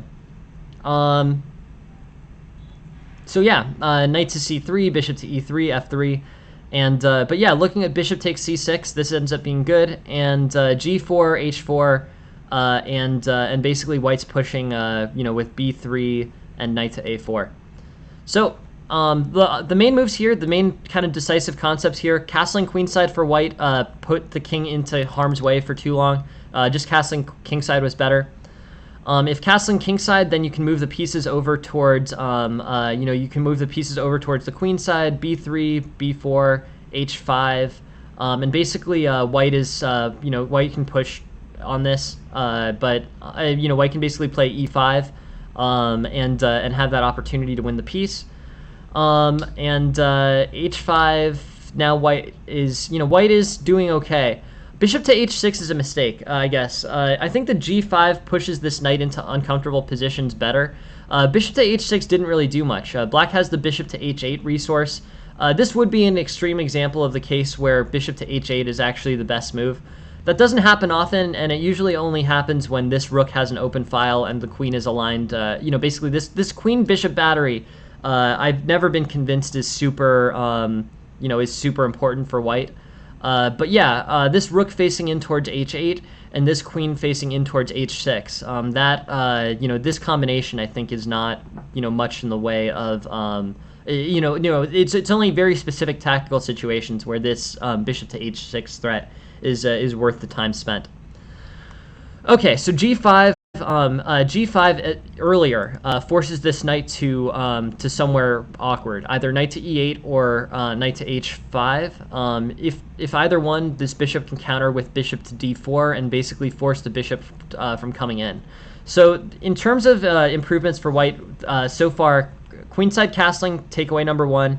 E5 is a tactical opportunity here. E5 number 2. Interesting. Yeah, bishop to d5.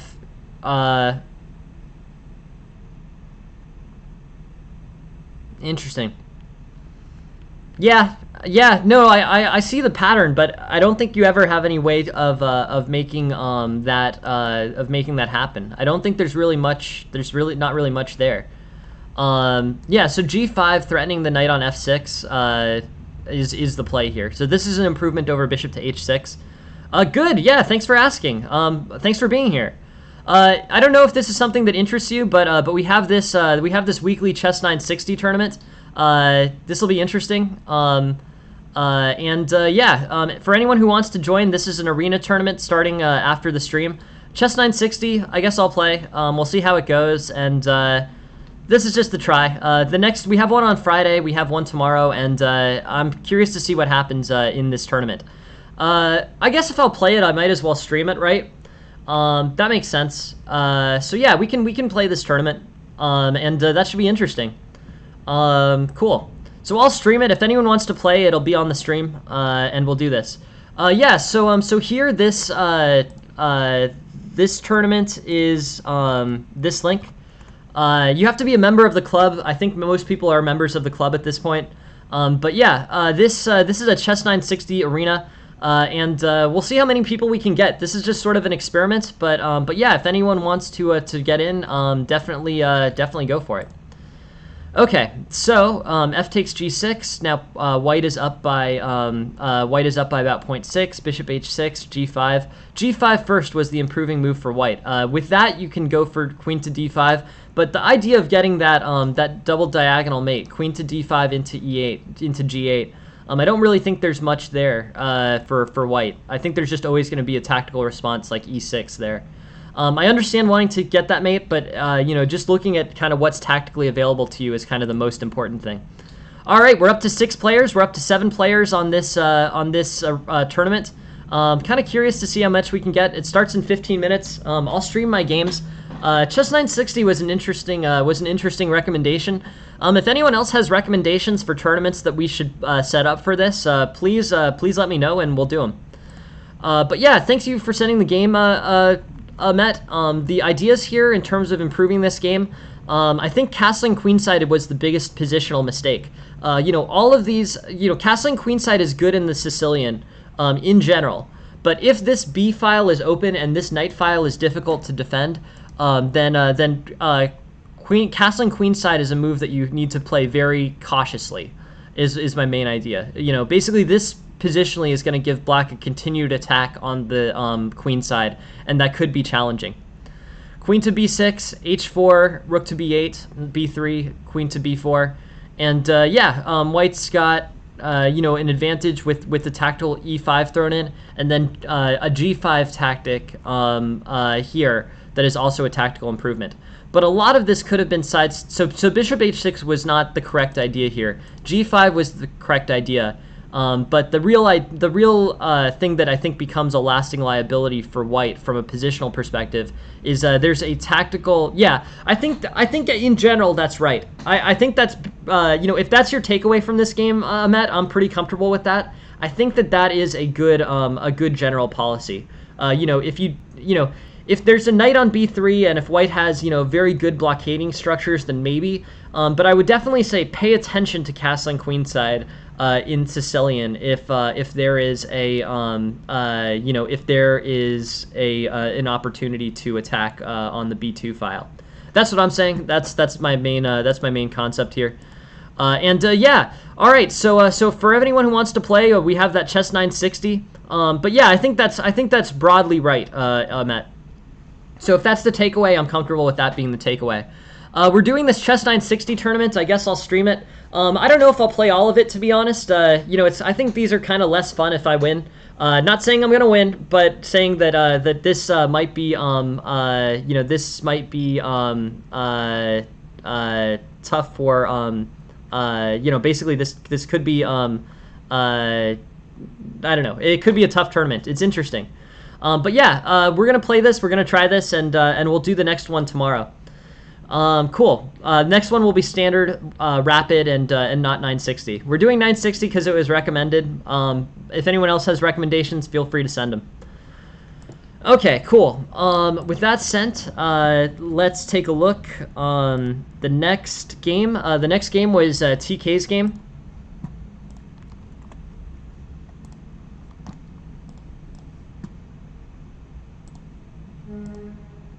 We're up to 6.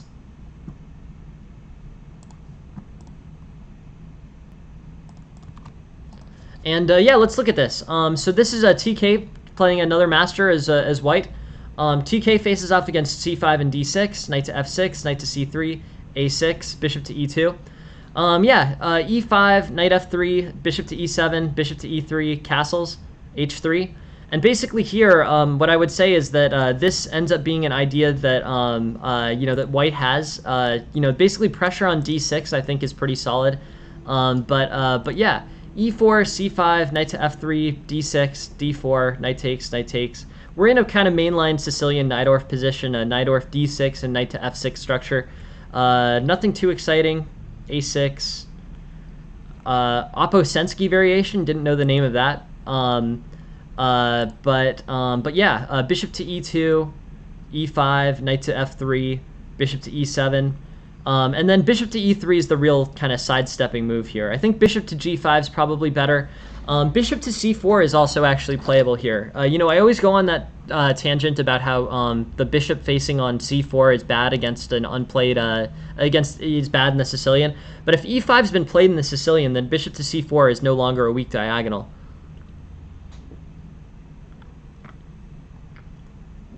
So yeah, bishop to e3, castles. Yeah, white can play things like h3, and basically push hard on the king side here. Things like g4, g5, h4, I think are the best way for white to basically move on this. a3, h6, but I think g4 is the thing to do. G4, g5, and pressure on the black king side. This is a kind of, I guess I would say this is a kind of a very standard Sicilian game. This is the type of situation, by the way, in which white can comfortably castle queenside. White can castle queenside, and white can play g4 and g5. So yeah, that's what I would recommend. Castle queenside, rook to c8, king to b1, b5, g4, and then g5 coming to break open this king side. Knight's gonna have opportunities with knight to c4, knight to d5, bishop takes, pawn takes, knight to c4, bishop takes, pawn takes, and then g5 here I think is the move. Yeah, so pushing hard on the king side is better. Interesting. So castling kingside was not that good immediately. I'm sort of wondering what white is proposing to do on the king side, if not castle queenside and get the rook into g1. Let's look at this engine line. This is g4. Black has like ideas of like I don't know, d5, b5, sure, g5, pawn takes, knight takes. But basically, what's interesting about this is that so I was looking at castle. I would advocate castling here, but what the engine finds is that actually leaving this uncastled, white still has sufficient pieces to launch a successful kingside attack. That's actually pretty interesting to me. I wouldn't necessarily expect that. White having enough pieces to attack without the queenside rook. But overall, interesting idea. Knight to g5 pushing on e6, knight to g5 pushing on h7. Interesting outcome. Okay, so yeah, so the engine doesn't like castling queenside here either. Again, this is castling queenside in the Sicilian. So, if anything from the two games today, in this position, I would think that castling queenside was probably fine. I guess rook to c8 paired with b5 and b4 expansion probably is sort of dangerous. Knight to a5. I guess black pieces are sort of oriented towards the queenside. But the lessons, I guess, from the game today is to be kind of more reluctant to play, castling queenside recklessly in the Sicilian.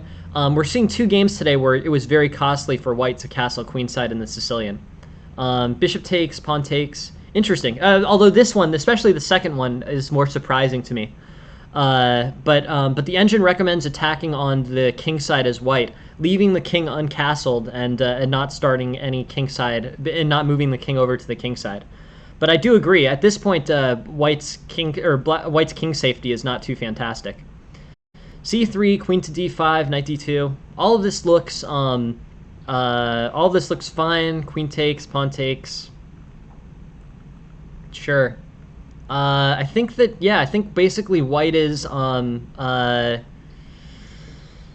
yeah. I mean, maybe bishop to g5, bishop takes g5, rook takes g5. I think that could be it.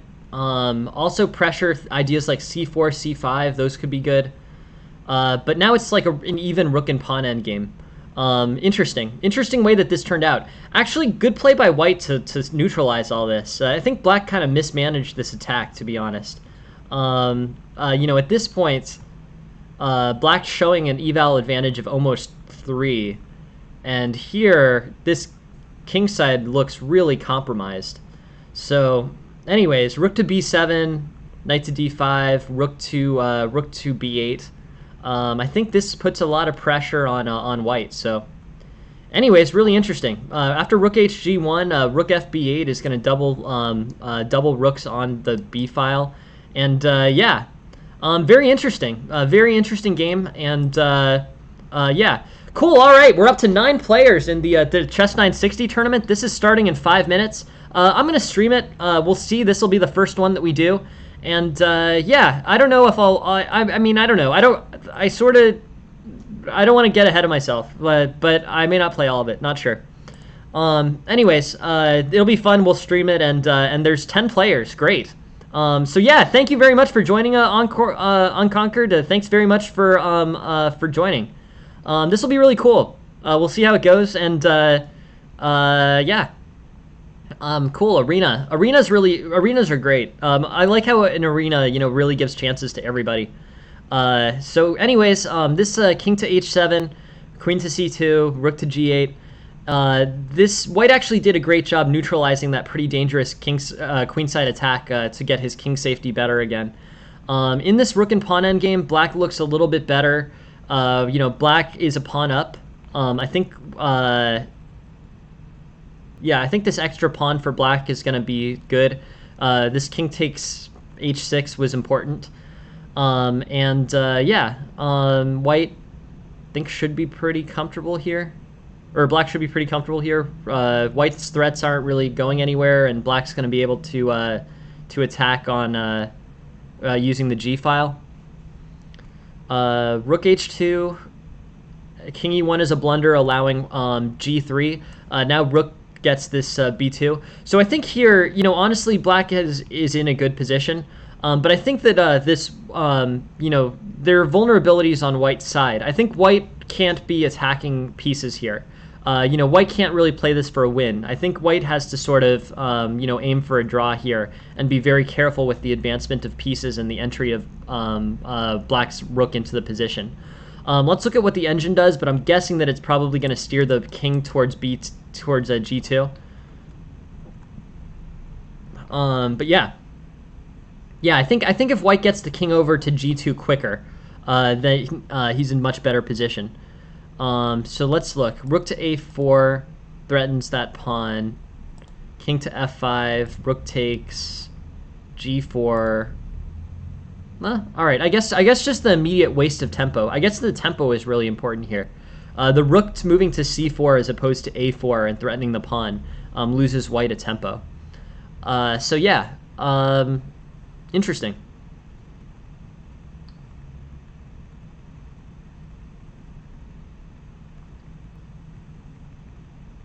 Cool. So yeah, black basically converts, but I think that the rook to c4 was an inefficient move. I think rook to a4 here was the most solid improvement. Rook to a4 facing off against a6, and yeah, interesting. All right, we're up to 11 players. I think let's wrap this up. Okay, so in terms of takeaways for this game for white, I think things were reasonable. I learned a little bit from this game, to be honest. This game was kind of educational for me. I got to see kind of, a situation in the Sicilian in which castling queenside was basically an error. I wouldn't have expected it either, and I definitely wouldn't have expected what the engine is proposing, g4 and g5, without castling the king. I'm surprised that that's enough pieces attacking the black king side to make that work. Yeah, thanks Unconquered Foe. Yeah, appreciate it. Thanks for joining the stream, and thank you very much for participating. Yeah, we're gonna do so this was kind of the biggest positional takeaway, same as the last one. Castling queenside in the Sicilian can be dangerous. I think white played very well tactically to try to get this back to equality, and then white played one or two tempo losing moves in the endgame, which were very costly. A4, basically restricting this rook to the defense of this pawn, was the idea. So this quick attack by the rook on a4 was what equalized for white. With this rook attacking this pawn and this pawn needing to be there for the defense of this, potentially passed, connected pass pawn for white on a3. This rook to a4 threatening on a6, so that ends up being pretty good for white. Yeah, so anyways, that ended up being good. That ended up being a fair play, and yeah. Cool. So the improvements there, castling queenside exposed white to unnecessary risk, and then second, there were tempo gaining moves and ways of pinning down this rook to defensive squares that were an important improvement in the rook and pawn endgame.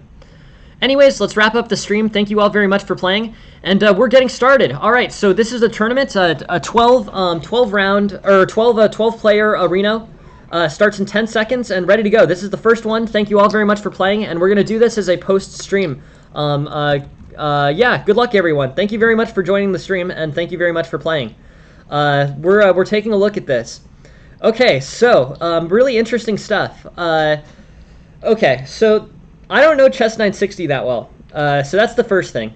I think Raymond plays the correct idea. Raymond basically goes for this early d4 and advancement in the center, and I think I should probably do that too, right? Like I think that looking at this position is kind of important. I guess what I would say is that oh crap! Okay, it wasn't supposed to abandon like that. My bad. That's an error. And then it won't repair us? Oh, that's really interesting. Okay, cool. So I guess I give Raymond 2 free points. It doesn't let you look over the... that's actually really interesting. It doesn't look over the position first. You have to start moving quickly. All right. That's something I learned about chess 960. That's cool. Interesting. So yeah, so if anyone wants to join the chess 960 tournament, definitely feel free. The chess 960 tournament is going on right now. There's 14 players. Great. That's great turnout. Good luck to everyone. And yeah, anyone who still wants to get in on this, feel free. This is a good tournament. I'll send the link again, just in case. But yeah, chess 960 tournament. I managed to accidentally forfeit myself in the first round. That's really funny, actually. But yeah, 14 players, and there's the link to the tournament if anyone else wants to join. They should just repair me and Raymond. That's funny. All right, well.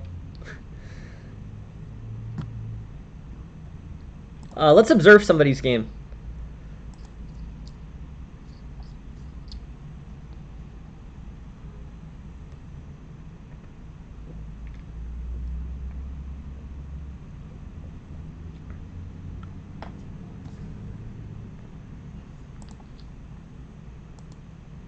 These are interesting. Let's go back to the starting position for this game. I think this was, I think starting position, we can do like a starting position analysis. I think that would be kind of cool to look at. Let's go back to the beginning here. So, by the way, I just to clarify what happened, I accidentally forfeited myself. It was pretty funny. I was like looking over this, game. But let's look at this opening position. So what's going on in this position? I think that white can do things like play e4, and white can play d4, and white can play b3 and c4. Center control is probably going to be the most important thing in this game. It's basically quick development and getting pieces, and having a strong pawn structure are kind of the most important things in Fischer, or basically chess 960. Okay, cool. All right, they stopped my analysis. But basically, most of the game is about pawn structure. So the fundamental opening concepts, basically having a strong opening position, and playing things like b3, c4, knight to f3, knight to g3. That's the important part. This c4 challenges the center immediately. I think that's an idea. But overall, these positions are interesting. I guess it's about coming up with an opening strategy first. G3 is probably a bad move. I don't think I should have played G3. G3 I think was an error for me, right? Because it opened up my rook file to his open bishop file. I'm so used to playing this pawn structure as white that I didn't really think about this. I think this was an error for white. So I think G3 was not correct there. That move is really only strong if you're fianchettoing the bishop. Otherwise, this just sort of weakens my king side. All right, I'll get pieces developed quickly since I think that's probably the best idea. So far, we're playing we're playing basically a queen's pawn pawn structure. Knight to e3.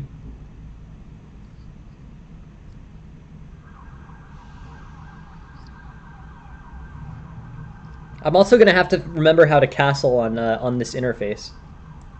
Fischer random castling is always weird. If anyone wants to see instructively what Fischer random castling looks like, I'm gonna castle kingside here. And I think what you do is play king to g1. Hey, thank you very much for the follow-up, Pele. Thanks for joining the stream.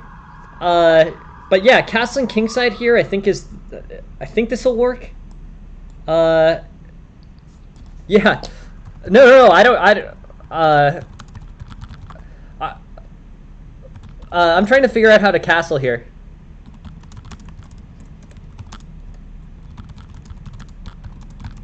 Let's learn how to do this. So this is another game. Again, this tournament I'm just gonna call a learning experience. But this put the king on the rook. Ah, cool. All right, awesome. X Paradox. Uh, X Paradox showed me how to castle kingside here. If you want to castle kingside, you move the king onto the rook. I didn't know that's what you did. All right, thanks. That's actually super helpful for X Paradox to explain. I did not know how to do that. Yeah, that's actually really interesting. Okay, cool. All right, interesting.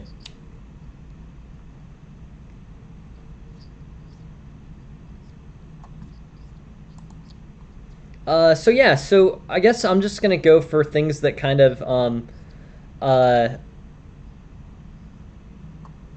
one thing that's kind of crazy. The positions are all a mess. Chess 960 is really interesting, but I think it has some value from a positional learning perspective.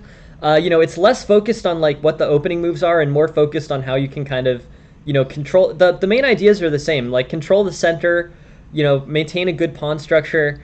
I guess be flexible and develop quickly are kind of the principles that I'm most familiar with. It also brings into the value of like 2 and 3 move tactics. Those come up a lot, but it is pretty interesting. So yeah, so moving this knight to e5.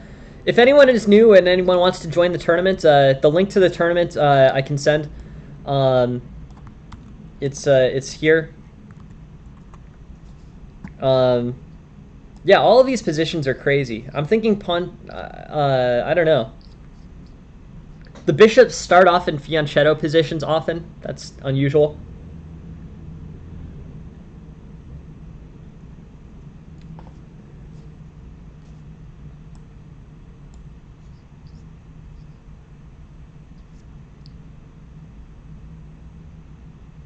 I gotta watch out for the bishop on e2.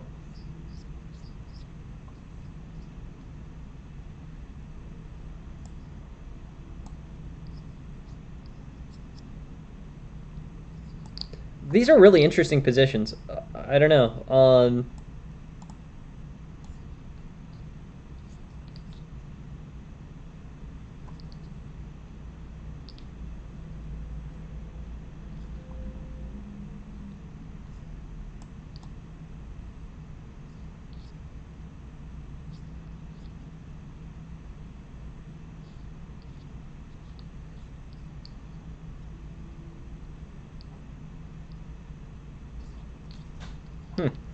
Interesting points.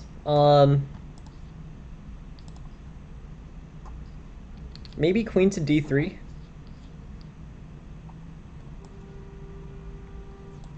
I don't think I can do much more on the queen side here.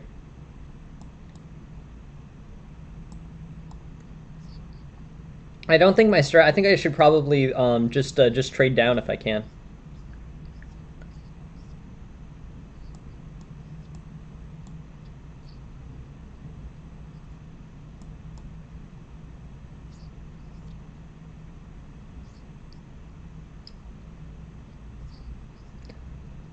Yeah, that's cool. It's cool that it gets to an endgame strategy. These are very interesting games. I mean, they really sort of force you to think about like strong positions, and the time control is long enough that you actually can think about these.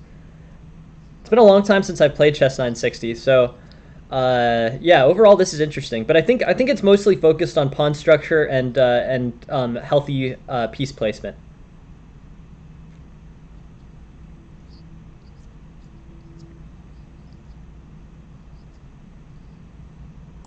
And tactics as well. Tactics are also important.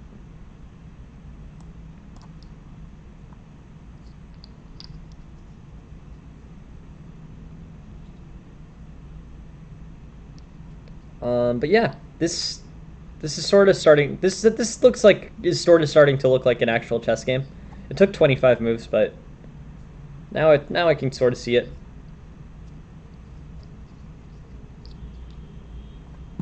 How's the tournament going? Pravilo is number one. Pravilo with a 2-game winning streak. It's number one in the tournament. Uh, Very interesting. I'm also really curious. I'm just really curious. This is all this is a cool thing for someone to recommend actually. Um, oh, that's too bad, Unconquered Foe. Um, Sorry about that, Alexandre. But yeah, this is really interesting though.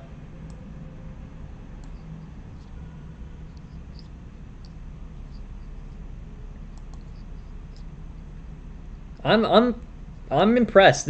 Yeah. So now we're actually this is all right. This is sort of chess again. Um, but Arena and Aphelion 2-0 as well. All right. Uh, awesome. And we have 15 players.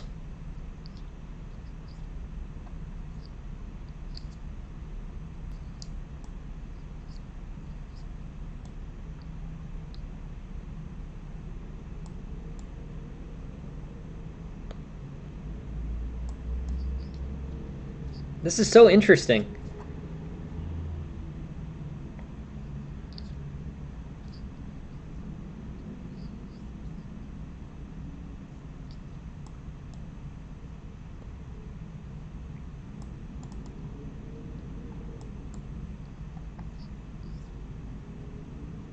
All right. All right, good game, X Paradox. Thank you very much for playing, and thanks everyone so much for being here and playing this tournament. This will be really interesting. I'm just very curious to see how this turns out. And then, just so we all know, we're doing a game in 10, a game in 10 with 5-second increments tomorrow after the stream. And I think we're just gonna make this a daily tournament if people are interested. I'm very curious to see. It's great to have a good number of players here. And thanks all very much for playing. But yeah, I wanted to make this a daily thing after the tournament, and we can. I don't know if I'll always be able to play it, but this is fun for sure. It's great to have people here.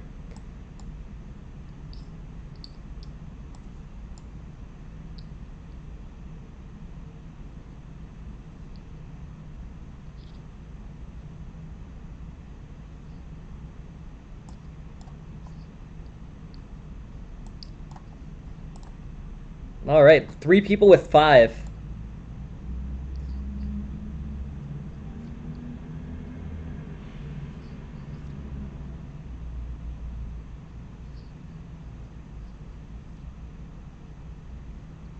Hey, there's Jen. Want to join the tournament, Jen? We're playing a post lecture tournament. Okay, no worries. Thank you for being here, anyways, Jen. Thank you.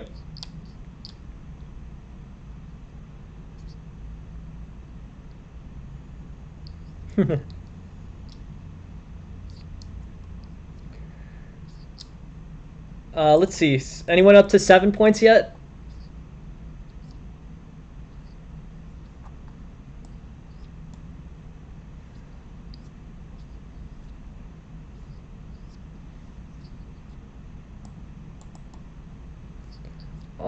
Let's see.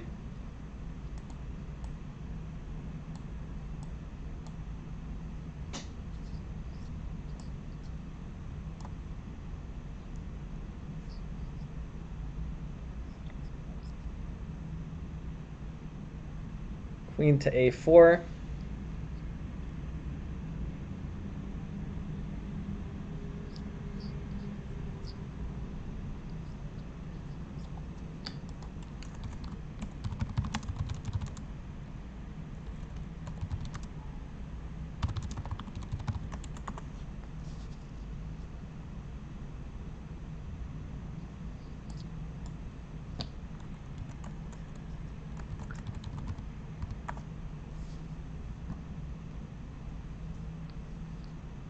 This is a complicated position.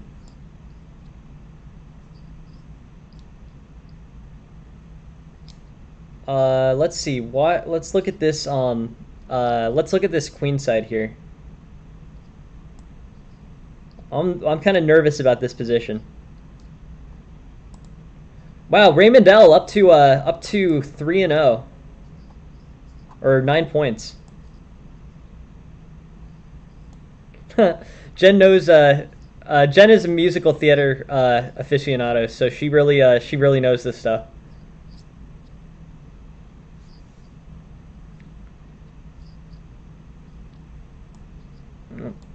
All right, good game, PB Diamond. Thank you very much. Thank you very much for playing in the tournament, and yeah, thanks for the game.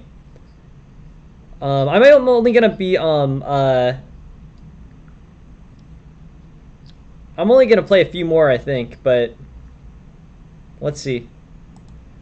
I think it's more fun. It seems like their field is pretty wide open, so my main goal was just getting this off the ground. So. Yeah, I'm very I appreciate everybody playing. I just wanted this is the first one. This is kind of an experiment, but I wanted to pair these with the lectures, so I'll probably play one or two more games. But Raymond's looking pretty good. Maybe I'll get one more game in against Raymond, but Pravilo 3-0 and many players with some good wins. So overall, this is great. I don't know. It's all just practice. You know, I didn't even know how to castle, to be completely honest. So this is all just for fun and for learning. Maybe I should play Raymond again. I don't know. Maybe I could get my rating back. I think my rating went down by about 120 points this tournament.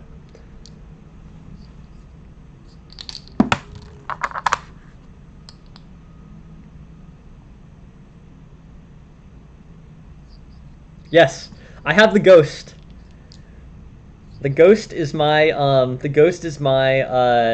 emote. Jen's the best.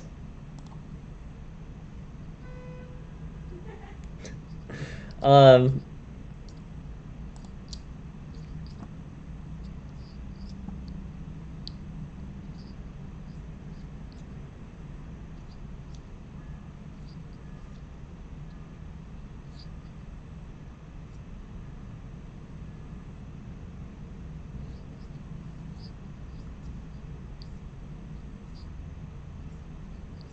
so yeah, that thread on H7. Yeah, no, thanks, Unconquered. Yeah, so anyone who's interested, you know, we just, the thing about it is, we're doing this tournament after the lecture every day, or at least we're going to try doing the tournament after the extra lecture every day. If you're a member of the chess.com club, the chess.com club is here, and just in case there's anybody on the stream who's not a member yet, this chess.com club is the way that you can join this club is basically here, and we're gonna do basically right after the stream every day. Today you know, I'm keeping the stream live, but after the stream we were gonna play a tournament. So there's this weekly 10-5 that's gonna be tomorrow at the same time as today. But yeah, we'd love to have you back on Conquer Foe, and thank you very much for joining the stream. Thanks everyone for joining the tournament.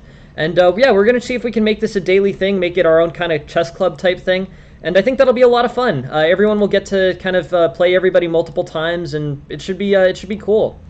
Is everyone anyone at 13 points yet? Okay. All right. Interesting. I'm gonna play this. Chess 960 is really interesting. I can't remember who recommended it, to be honest, but these pawn structures are really cool to play with. These like, look how powerful these bishops are in this game already. You know, knight to e7, knight to d6, and then pressure. Basically, the thing's gonna expand over here. You know, d4 is gonna be playable. White's gonna be expanding on the king side and or in the center, and yeah, overall, just basically powerful bishops, but not even ones that you kind of created, ones that were just kind of there to start the game. Chess 960 is really weird and interesting. Raymond 4-0. Raymond's 4-0 so far, and yeah, he's closing in on 2,200 2200 on his 960 rating.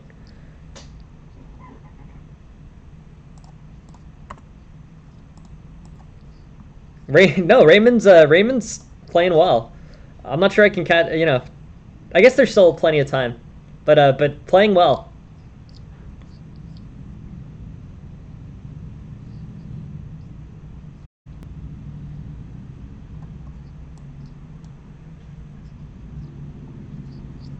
Well, it's good. I'm glad it was competitive. This is a tough. Everyone's playing well. It's a strong tournament.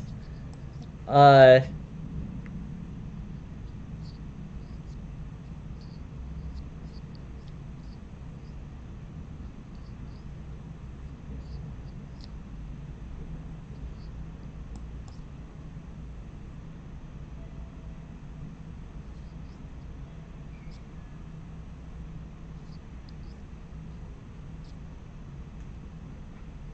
I don't know. I don't know. This is a these positions are such a mess. This is great.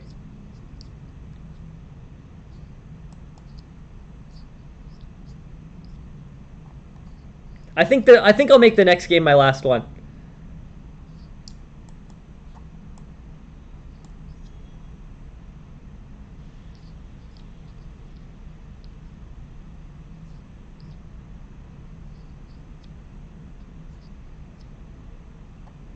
I got to this. I mean, this position doesn't look like anything. Uh, I'm trying to attack, but I'm like worried about my queen safety, and like there's a lot of yeah. See, like knight to c6, and I have to deal with this threat on the queen. But I don't know. These positions are just nuts. No, I'm like way.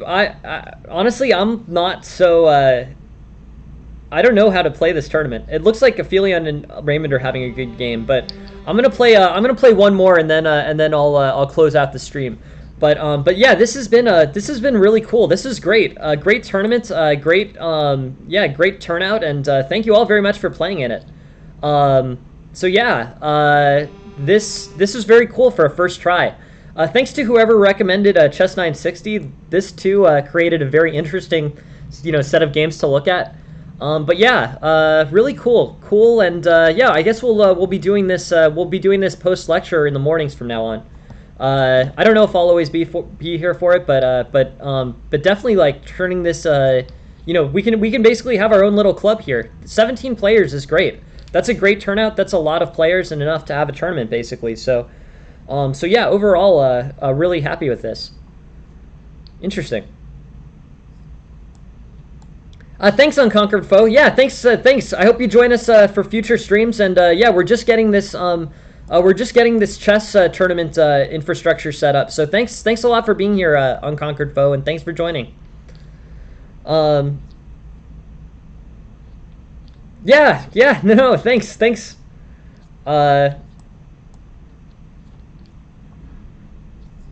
Yeah, and feel free to invite whoever you'd like to the club too.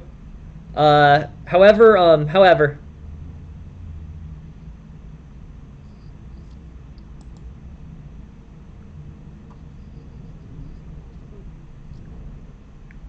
let's see.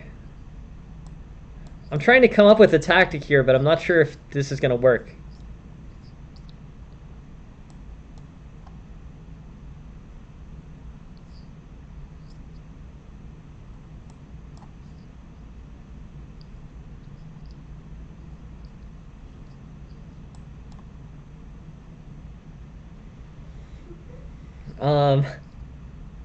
Whatever.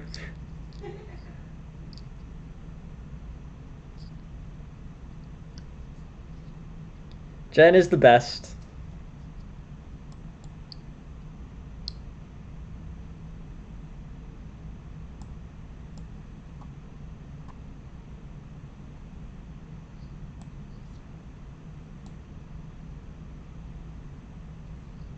I'm not sure I'm doing so well in this.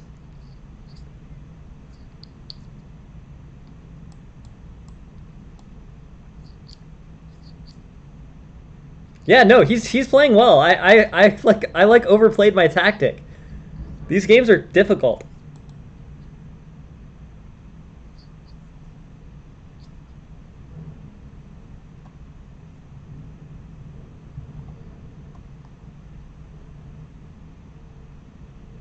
I think so. I'm like, this is brutal. I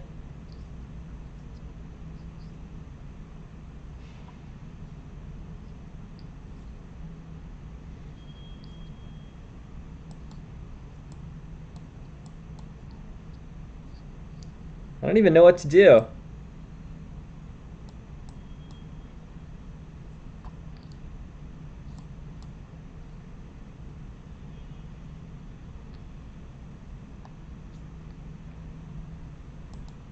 Uh-oh. Maybe bishop there? I'm pretty sure this is bad for black.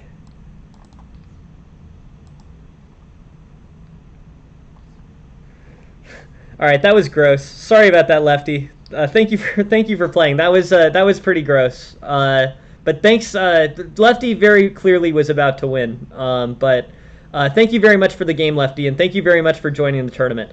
I'm gonna play one more, and then I'm gonna take a break. But yeah, thanks, Alexandre. Thanks. Here we go. Here's our game. Good luck, Alexandre, and thank you very much for playing in the tournament.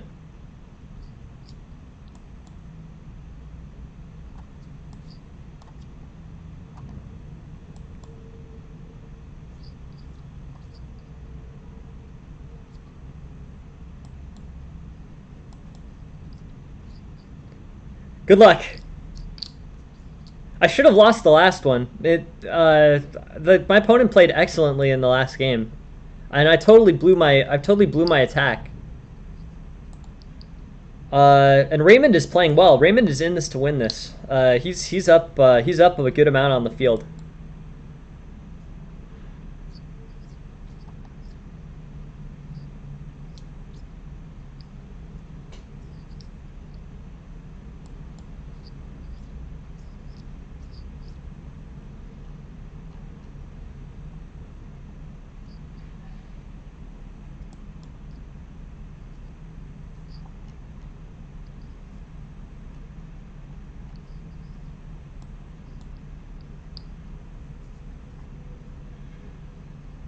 All right, this is gonna be my last game.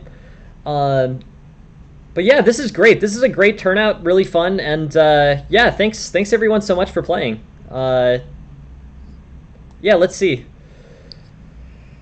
Uh, Tough games.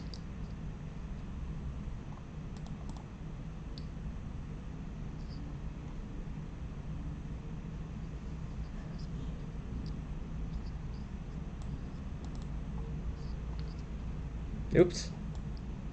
Uh oh.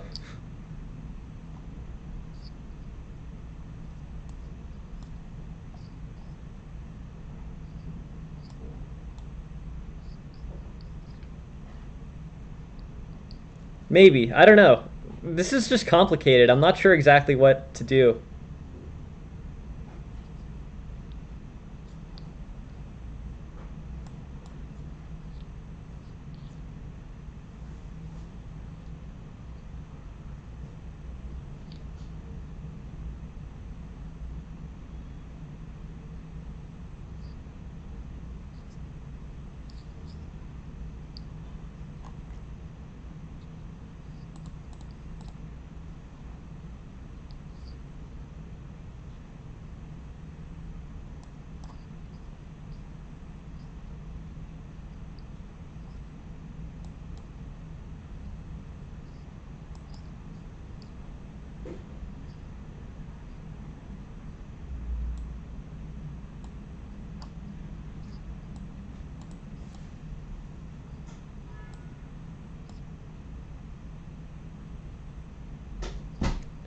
I have to watch out. I don't know. See, I'm not sure I did this correctly. This looks bad. Queen to b7 looks bad for black.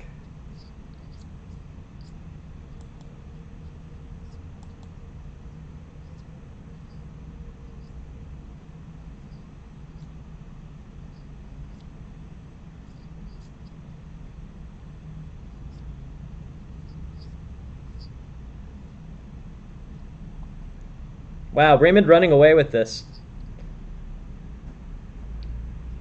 Yeah. Yep.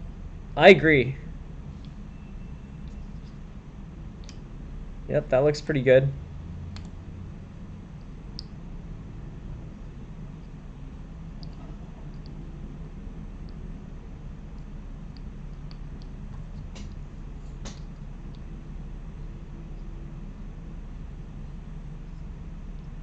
Yeah, these are really interesting. Honestly, I'm not used to playing these at all. This is these are really interesting positions and complicated.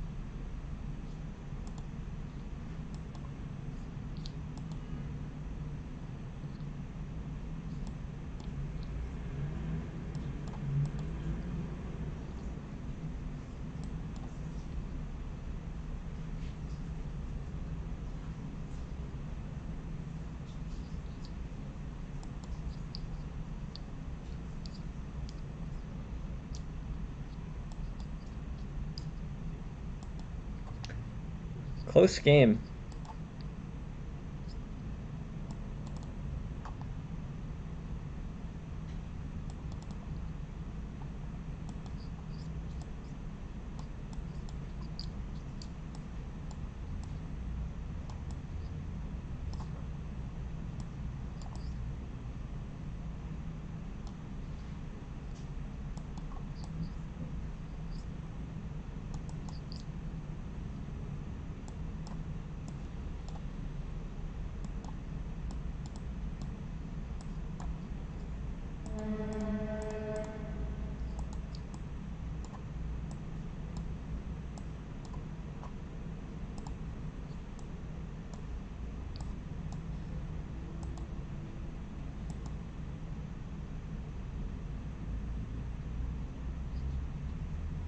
All right, very good game, Alexandre.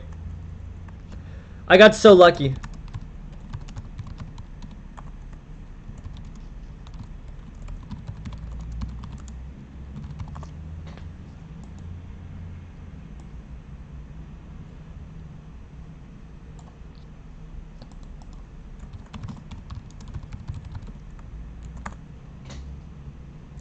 Yeah, thanks very much. Thanks very much for the game, Alexandre. You were much better, and I got lucky in 2 games in a row.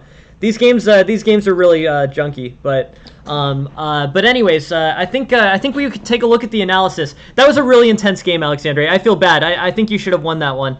But yeah, good. Thanks for the game. I feel like I got lucky 2 games in a row. So I think this sort of demonstrates the junk that I play. But thanks all very much for being here. Yeah, of course. Yeah, we can take a look. Send it to me on the Discord, Alexandre. We can take a look. I'm sure you had winning chances there. I feel like I got very lucky in that one.